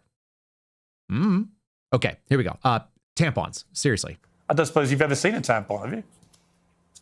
Gross. Absolutely not. You think tampons are gross?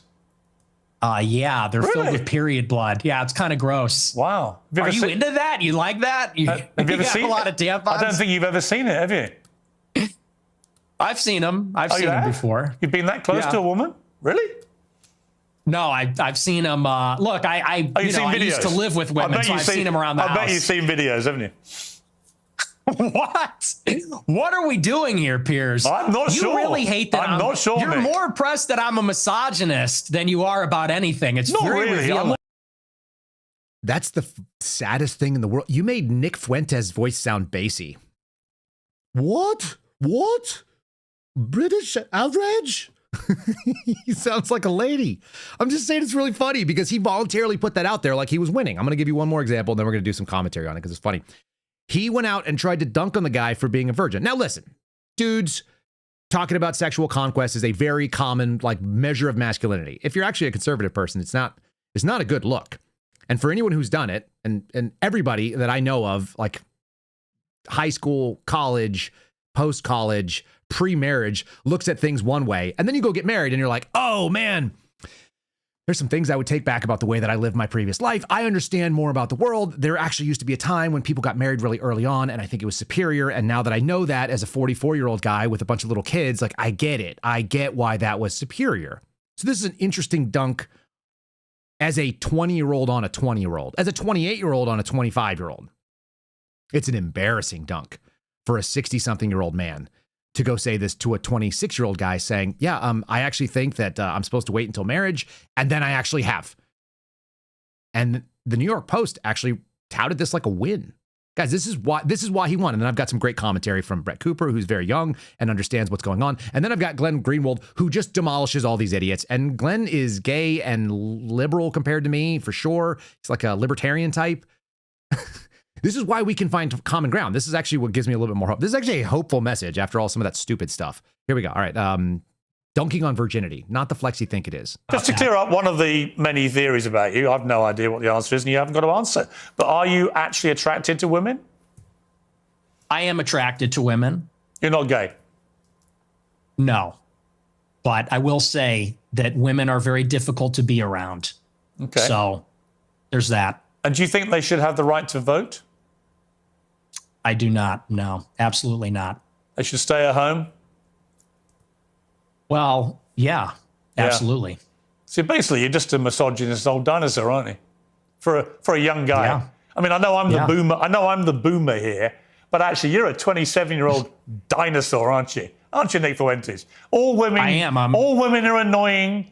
All women grow old. They all get fat. Says the guy. Have you ever had sex? No, absolutely not. Wow. Says the guy who's never got laid. That's not a dunk. That's actually hysterical. And it's also things that, in that little context. Yeah. And this is why this guy has got the power that he has, is because he's got little viral clips like this. Don't mistake that I understand or that I agree with all this guy's perspectives, because I don't. But I think he should have them, and I think he's allowed to have them. And he's obviously a very talented communicator. He's very good at. He destroyed a professional that's been doing this for many years and made him look like an absolute buffoon. He's like, you don't think women should vote? He's like, absolutely not. It's because he's trying to shame him using old rules. And the old rules is you have to toe the line. You have to say what the information op says is appropriate, or well, this is inside the line or this is outside the line. Nick Fuentes is a broken arrow. Okay, the suspendables, broken arrow. People who don't just say, I agree to do the nice thing because that's what we do. We all do the thing that you say. Compliance is required.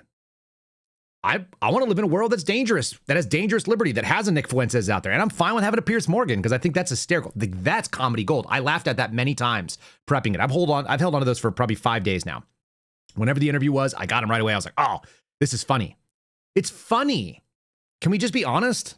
And guess what? Some people actually understand that. And this woman is very, very savvy. She's young. She's quite young. She might be a little full of herself from having great success at a young age. Nothing wrong with that. And she just lines it up. She's like, yeah, I listened to his stuff. I don't think I agree with him. She's a Zionist, so like I don't even know what that's all about.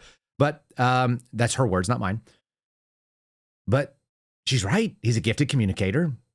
He says a message that flaunts it. It's the punk rock thing to do, right? Punk rock is like, oh, what does the establishment say? What does the majority of people like? That's what young men do. They push back against that, and they say, yeah, we don't care. If you heard the conversations that went on in forget locker rooms, how about team rooms for my team guys? You were on an infantry unit. You had a team room, maybe. How about the squad base where you were doing investigative work? How about the places where men got together and did really hard and potentially dangerous jobs, and they got to cut up to let off some steam? They sound like Nick Fuentes sounds like a freaking choir boy. Brett Cooper gets it. As someone who draws a big audience yourself, why do you think it is that Nick Fuentes has a following with the kinds of things that he says continuously about Jews? You know, number one, because so many people have said not to listen to him. And they've said that, you know, he is the equivalent of the Antichrist. And again, when you point at something, you are directing attention to it. And secondly, because he's become a meme, he is huge on social media. People are not watching his show in its entirety. We are seeing clips of him. They're seeing the jokes that he made. I saw a thread on X recently, and it was a person who is Jewish, I actually believe lives in Israel, is a Zionist, and said, you know, I sat down and I watched a Nick Fuentes stream in its entirety. And he was like, I am so embarrassed to say that I laughed. He's like, he's a good communicator. He's funny. And I obviously disagree with a lot of the things that he says, and it goes against my, you know, my religion and my beliefs as a Zionist, whatever it is. But he said, but I kind of got it because he's funny. And so I think a lot of people are not actually watching his show in its entirety. But they are consuming his memes and the, you know, the TikToks that people make of him. And that is incredibly, incredibly powerful when it comes to my generation. They try to act like, oh, political violence, it's the Democrats and it's the liberals. And it's like, actually, I mean, I'm not going to say that like a left-leaning person cannot be violent, because that would be like crazy to say that somebody can't be. But baby, y'all got the white supremacists galore, okay? Like all of them. You got the Proud Boys. You got the neo-Nazis. You have people that literally should be classified as domestic terrorists, because a lot of times that is what they are doing. They're engaging in domestic terrorism. And guess what? They all align with your side. Yeah. Including the KKK. So like, I mean, this is who aligns with that. So like inherently in like who you are. That's as much as the dumb as I could listen to right there. So that was Jasmine Crockett, Texas Senate candidate. And she just made the claim that the KKK aligns with the side and who you are. I guess someone needs to go back and teach her a little bit of history about that. There was a Democrat organization. I'm not a partisan guy. I'm not a Republican either. I don't really care. But what a goofy, like who's going to listen to that? What male of any age is going to listen to that and be like, yes, preach on it. Baby, like you're a cartoon. And then you got this other guy who's over there saying things like, yeah, period, both's gross. And, you know, the Jews are responsible for everything. And people are like, I don't know. Like maybe, at least he's funny. She's not funny. She's gross. She's nasty. She says crazy things like, I don't make enough money as a congressperson. She's just she's tacky and trashy. You're living up to the expectations. So the other side's going to get through. They're going to break through. You're going to get the broken arrow. I watched yesterday, we watched on the Rumble leaderboard on a regular basis. Nick Fuentes is the #1 show on Rumble. And he's not paid by Rumble. They pay people who cannot break the numbers that Nick Fuentes does. Why? It's because Jasmine Crockett's out there. It's because Piers Morgan's out there. It's because the political left thinks that they can control you by telling you what is and is not in bounds. But the dominant culture of America has always been kind of irreverent, especially among men. We just like, tell me I can't say something. I'm definitely going to say that. Tell me I can't say a word. It's coming out of my mouth and I'm going to go over there and my friends are all going to laugh about it. We're all going to do it. Tell us we're not supposed to fart in public. I just watched, somebody sent me an Adam Carolla clip about like farting on a lady in the supermarket aisle, which is a terrible thing to do, but it's hysterical if you're a dude because you're not supposed to do it. So guys are definitely going to do that. Like, you tell us what we can't do, and that's what we're going to do. And that's why America is America. And that's why the Brits don't run us right now. You must do this and you cannot resist us. And we're like, you know what? Fuck you. Like what was the palate cleanse yesterday? The Boston Massacre. 5 people got shot and we're like, now it's time for revolution. That's how I know that there's a pushback coming. That's how everybody knows of it. And we've all been kind of feeling it. So nobody knows what the answer is going to be or what it's going to look like. But everybody knows it. Like, you can only stomp on people so far. History tells us that. Again, this lady is running for Congress. No, sorry. She lost her congressional seat because they redistricted. So now she's announced her Senate campaign in Texas. Sell this to the working class people in Texas. Just please go to my neighborhood and knock on doors and sell this. So if I hear you correctly, correct me if I'm wrong, you're actually debating about whether to run in a different district than 30? I'm debating about whether or not I would run where they put me, which is where I live. Yeah. In 33? In 33. And was that, what about the idea of just moving back into 30? Again, on this fixed income that I am paid in Congress, the idea of actually buying a new home or getting it, we don't get enough money. I mean, I'm being honest. And I know that some people may take issue with that because they talk about how much money we make. And I get it. It's not that we're obviously getting minimum wage. But by the time you talk about having I have a mortgage and I have an interest rate that is like 3%. Mm-hmm. Interest rates are not that low anymore, right? That's number one.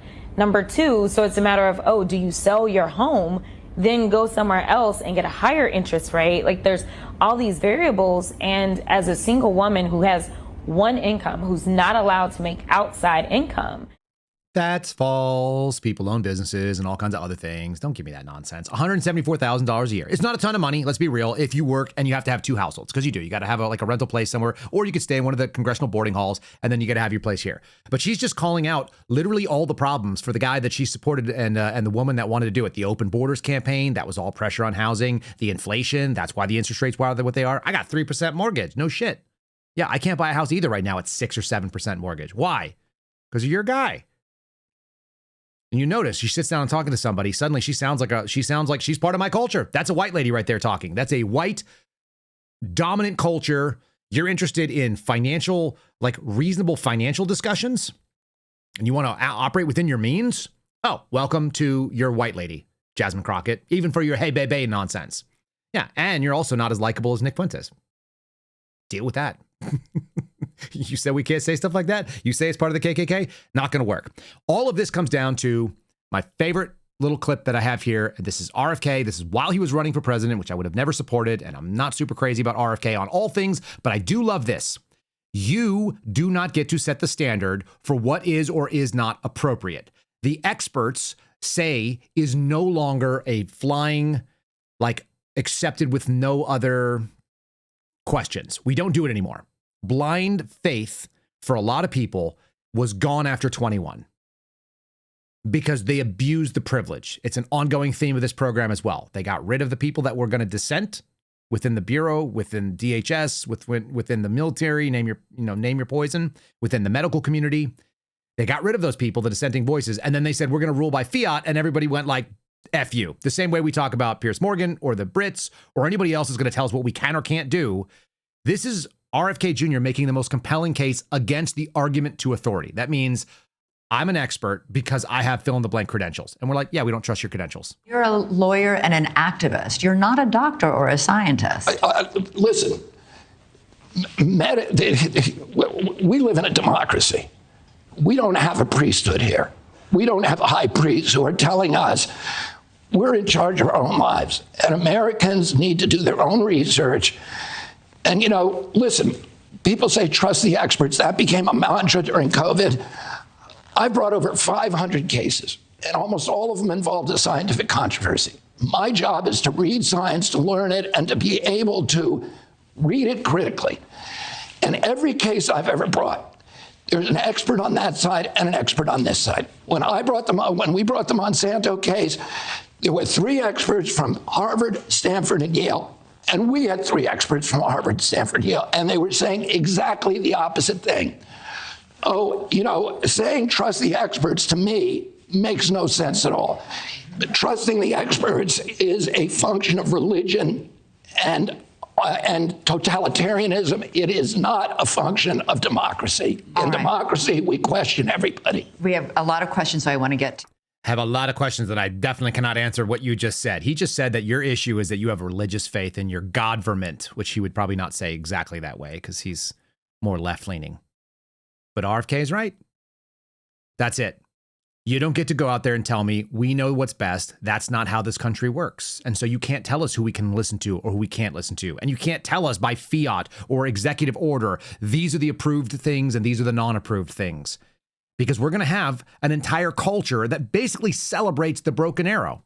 How many people were kind of rooting for the bad guy in that movie? How many people want to see something escape containment and see the dangerous truth get out versus the approved comfortable narrative? How many people read history and think, good. I had a discussion with George Hill yesterday, which made it very, very clear to me. If you survive the conflict, then you can still be the hero, the underdog who wins. And if you don't, then you just get crushed. It's the difference between becoming a pirate or becoming a privateer. You guys remember that? What's the difference? The difference between being a pirate who went and hijacked ships on the high sea or took oil tankers like the FBI did the other day with the Coast Guard, and being a privateer, where it's sanctioned and authorized, is whether or not your side wins. And right now the battle is still raging, so it's not clear. I mean, Nick Fuentes could be freaking burned at the stake for all we know, digitally or physically, because that's happened in this country. RFK Jr. said dangerous things right there, and he got canceled for stuff like that. You can either be the privateer or you can end up as the pirate. Just depends on whether your side wins. I hope that truth wins. I hope like the people side with dangerous liberty. I actually think it's better for the people who even don't want it. It's better for them. They're actually living under that culture, whether they like it or not. So we should celebrate dissenting voices. And here's the best version of it. This is Glenn Greenwald, which is a very, very funny little panel. And I'm going to leave it with that. And then we'll do something funny to go into the weekend. This is quite amusing to me that this man doesn't even think it's a debate. And I agree. The American position is, I don't care what your position is. Say whatever you want. We'll debate you on the streets. We'll debate you with audience. We'll debate you with facts. We'll hear what you have to say, and then we'll ridicule you or agree with you where it makes sense. Trying to hide people, and this is again another Piers Morgan clip, but trying to hide people or act like we shouldn't actually listen to certain voices or that we shouldn't allow those people, that's just going to make them bigger. You're gonna make the arrow break. You're going to result in a break of containment because we love that. Don't tell us we can't see that. I'm not saying we should interview controversial people. I'm just saying this particular guy, I feel like we're playing into his interests and his angle. Yeah, well, Glenn Greenwald, welcome back to Uncensored. You've had Fuentes on your show. What's your view about that issue, about platforming him at all? Oh, I didn't even consider it to be a difficult question at all. I mean, if you're going to have people on who are responsible for the invasion and destruction of Iraq based on lies, or the incineration of Vietnam, or the destruction of Gaza and the death of tens of thousands of people, and welcome them and treat them like respectable people, tell me what it is that Nick Fuentes has done remotely as bad as that justifies allowing them to come on and speak, but not him. And whether you like it or not, he does speak for a huge number of people in his generation and even other generations as well, who feel the same kind of anger and frustration with the status quo, with the establishment, with the kind of dogma that we've been told we have to accept. And there's a lot of people who are angry about it and who rebel against it. And we saw this with Donald Trump on maybe a little bit of a smaller scale, but very much the same pattern. When Donald Trump appeared, everybody was like, oh, he's racist and fascist and he's the misogynist and he's this and that. And no one wanted to grapple with the reason why his message was resonating so much. And to me, it is very similar to Nick Fuentes. Say what you want about him. He's extremely smart, an incredibly talented communicator, and very well read. Like, he's very informed. He's not just some sensationalist babbling on the internet. And I think the reason he has attracted a lot of attention is because he's speaking to the anger and frustration, a lot of which is valid, of a lot of people. And to stick your head in the sand and say, oh, we're going to pretend that this isn't happening because his views are too off, but the people who start wars or are responsible for the 2008 financial crisis, these are respectable people who we treat with respect, like Joe Biden or Hillary Clinton or whoever. That, to me, is the kind of thing that I think is really distorted. Yeah. Isn't that totally reasonable, people? How much deference do we give to folks that actually should have no ability to speak to us, shouldn't even be able to show their face in public? And yet they do. They're constantly doing these things. They're out there saying stuff, and they're considered to be like standard bearers for a political party. And there's stuff that they have to share with the American people it's accepted as mainstream. And it's like, well, you guys did some real shady stuff. Why do we even listen to you at all? Or you lie right to my face. So I'm going to conclude with, I started with a whistleblower disclosure that went to Tom Massey and Jim Jordan. And I want to kind of end over here on the same thing. For people that were mad at Tom Massey, and we had somebody call in our call-in show last night, if you guys want to go back and listen to that, I think it's interesting that it's principle that changes the game. It's people, and they can do things for a different reason. They can vote the same way that the quote-unquote other team does, but if they do it for a different motivation, and if their consistency is there, then that actually should be something very similar that we can all kind of appreciate. And this is where I've got a problem with the MAGA movement and that's our guy, that's our team, this is what we do, and we just blindly go along with it. And by the way, that includes like the people that are at the head of these agencies that I've been calling out because they're interested in team and they're not interested in the success of the mission. Oh shoot, did we do a whole show on the difference between task and purpose? They forgot what the purpose is. Their task is not the thing. The mission to be completed has to be aligning the two. The task was to go and root out the corruption. And the purpose is so that it doesn't come and kill us. We had Mike Johnson come in as a new speaker in 2023 saying that he would not be doing these huge omnibus bills. We keep getting them. They keep showing back up. Why would that be? Because they're not doing the mission. They're just doing the team game. Here's Tom Massey calling it out. I got a Tucker Carlson clip to close it out. I had a bunch of stuff today. This has been a weird week of all these things. And I do think this is going to help crack some of the... I want you to at least process this information and hold conflicting ideas in your brain. Especially those of you who are out there telling me like, Kyle, you're totally wrong about the Charlie Kirk killer guy. I just read your story. You don't even know what the story was. Some of you guys need to go out there and challenge your own assumptions. I'm willing to do it. I want you to do it too. Massey talking about 702. It should all be about spying and liberty. I was ecstatic a decade ago when we got an amendment passed to require a warrant, but somehow that got stripped out. And it's kind of like Lucy and the football and Charlie Brown. We get so close or we think we've won and then it gets pulled away.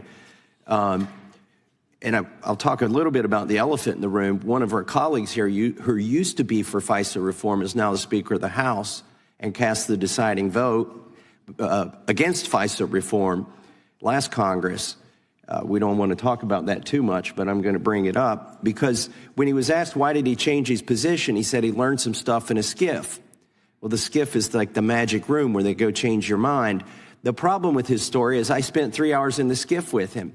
And when we pressed the CIA director and the director of national intelligence and the head of the FBI, all of them were in the skiff, give us one example where you couldn't have solved the crime or you couldn't have prevented some mass casualty event because of a warrant requirement. They could not give us a single example. The only person in that room who had a decent argument about anything was a FISA judge who said, you're going to need more skiffs somewhere if we're going to review these, we're going to have to review warrants. And so it became a cost issue, but I thought that was kind of lame. You know, it's going to cost some money to follow the Constitution. Okay, what's it going to cost? They don't worry about money anywhere else. And if you're going to act like there's a uniparty and they're going to act like everybody is kind of like going out and screwing us and you think people get compromised in the skiff or the magic room where they change your mind. And the argument is that it's the unfalsifiable premise that if you don't keep doing what we're doing, then we're going to have some terrible event happen. But we can't give you any examples of when it would, but you could be imagining how bad it would be for you if it did happen. That's the same argument that was made in 2001. That is why they created the tyrannical system that has been going on for the last 24 years. And that is, we will no longer accept any deaths in America from a terrorist. And so whatever comes next is what we're going to do. And that means we're going to spy on you and we're going to have no warrant requirements. And that means that the FBI is going to do the JTTF running after Antifa or white supremacists and falling all because they want to keep their budget. They're going to keep doing that thing. And they don't ever consider, it's like, well, Americans have to take a risk. The people that are unwilling to say the same thing over and over again, that may or may not be acceptable and may or may not get them primaried, Those are the people I want to listen to. In fact, those are the only people I want to listen to. I don't want to listen to anything that is even remotely like cowardice, even if it's offensive to me sometimes, because sometimes it is, or even if I don't agree with it. Tucker Carlson talking about the difference between sincerity. By the way, that was the thing that resonated with Donald Trump supporters, for all of you that listened to Donald Trump, that voted for him. It was that he didn't just like toe the line and act like a politician. That's what people liked. He just said whatever he thought. It's a shithole country. We don't care. Yeah, okay, fine. And we're like, yeah, Africa is a shithole continent full of shithole countries. Why wouldn't it be? Like, what's offensive about that? That's why they want to come here. There's not a lot of people in America that are like, I want to go and live in the African paradise. No one. Tucker Carlson, sincerity. It's a danger to the system. Will work to expel you the same way your body works to expel bacteria or cancer. It's like the organism doesn't want this. And you see it. I've known very few honest members of Congress. I've known a couple, however. One of them just left Congress, and the other is being primaried. MTG, you're talking about? Marjorie Taylor Greene? Exactly. And Thomas Massey from Kentucky. And by the way, I don't agree with everything. It's not even about that. What does being primaried mean? I'm sorry to interrupt you. It means that your own party says, we want you out. And so we're going to run someone from your party against you in the primary. Your party has turned on you. And it's like, what is that about? And it's about not simply the fact that he disagrees with them on foreign policy, which is really, the whole project really is just foreign policy, nothing to do with like your tax rates or your debt load. Yeah, he's like anti-APAC. He's big against those types of things. Yeah, and he's not for pointless wars. So that's a deal killer. But it's not just that. It's the Israeli lobby's mad at him. Got it. But it's deeper. It's he won't be controlled. And if he doesn't think something, he's not going to say it. Period. He may be wrong, but he's sincere. Sincerity is the kryptonite. That's what makes the evil person die, is sincerity. No, I really mean it. I'm not kidding. I can't be bought. I'm totally sincere. If they smell sincerity on you, well, that's why they're calling me the most dangerous anti-Semite since Adolf Hitler himself. It's like, what? Because I'm not a genius. I'm not powerful at all. I'm a fucking podcaster. Like, I don't have actually any power, but I'm not kidding at all. I'm not kidding at all either. There are a couple of you out there that still know. So when you guys know things that are wrong and you know what's going on inside these agencies and we need to know about them and you need to share it with us, then you can do it. And I say that as someone who lost a lot of things because of it. So sincerity is the kryptonite to the machine that keeps going on. It's the reason why certain people have audience. It's why certain people do not. It's because we believe what you have to say and you believe what you had to say. And by the way, when you lose that sincerity, so does your appeal go away. Patel, Bongino, Bondi, Noam, nobody's looking at them and going like, oh, these are clearly honest, sincere people. They are saying things that are obviously true and that they wholeheartedly believe. Everybody goes, what happened to them? How did they get flipped? They just are not being sincere. It doesn't mean that they flipped. They've just decided to go for what the easy route is. If you don't want to do the easy route, that's the information up here on the screen here. I'll just show you on the cursor. There it is. Kurt Suzdak's phone number. There's Kurt Suzdak's email address. Reach out to him. I don't care what agency you're in. I know he will help you because he's a good man. He's also sincere. And he's kind of a lib. You guys don't even know that, but I would tell him to his face. Kurt Suzdak is kind of a lib. He believes things that I don't believe. It doesn't matter because we both want the same thing. We want this country not to suck. Reach out. Send an email, make a connection, expose malfeasance. You can do better. All of you can. All right. And that is my operation as I'm out here attempting to subvert American government or whatever it is that the people who dislike me say, and they're concerned that Kyle Seraphin is running an op. We've been talking about the op, so I will leave you with the Seraphin operation as a song, which is very funny. But before we do, let me just remind you, hit the freaking like button if you're watching.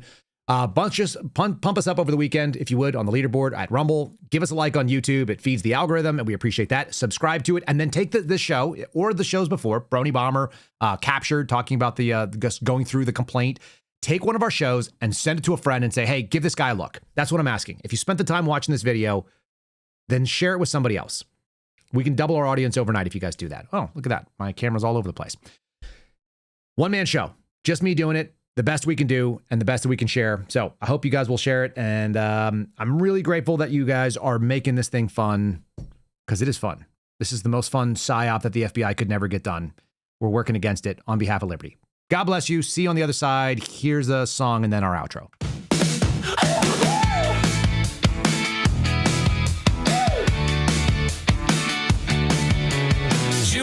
Gogs on like it's Judgment Day, scrolling with the intensity of 10 CIA. Says she's not pressed, she's totally fine, while doom scrolling like it's a part-time grind. She says she's above the gossip, standing tall, unfazed, refined, but somehow she's the first to post every single time one drops online. Not obsessed, she mutters, okay, sure, Jan. She's practically the FBI's unofficial hype man, 'cause the Seraphin operation lives rent-free in Julie's mind. Got its name on the lease and the Wi-Fi sign. She swears she barely notices, oh honey, that's a lie.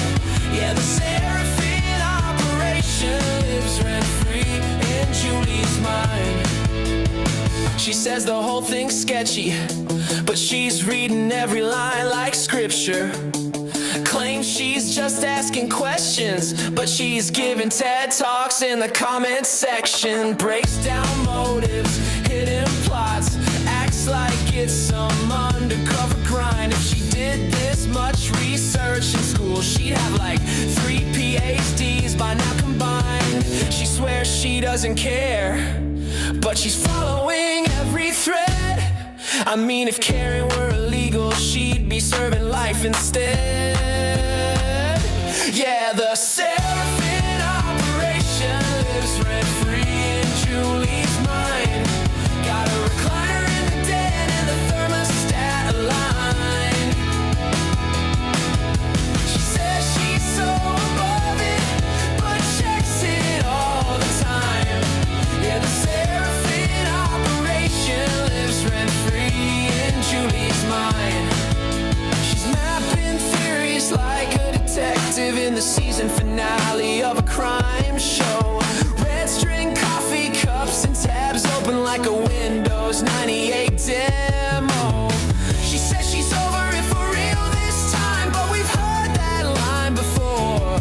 Give it 12 minutes tops, you'll be back unlocking the operations lore. Final call. The Seraphin operation lives rent-free in Julie's mind.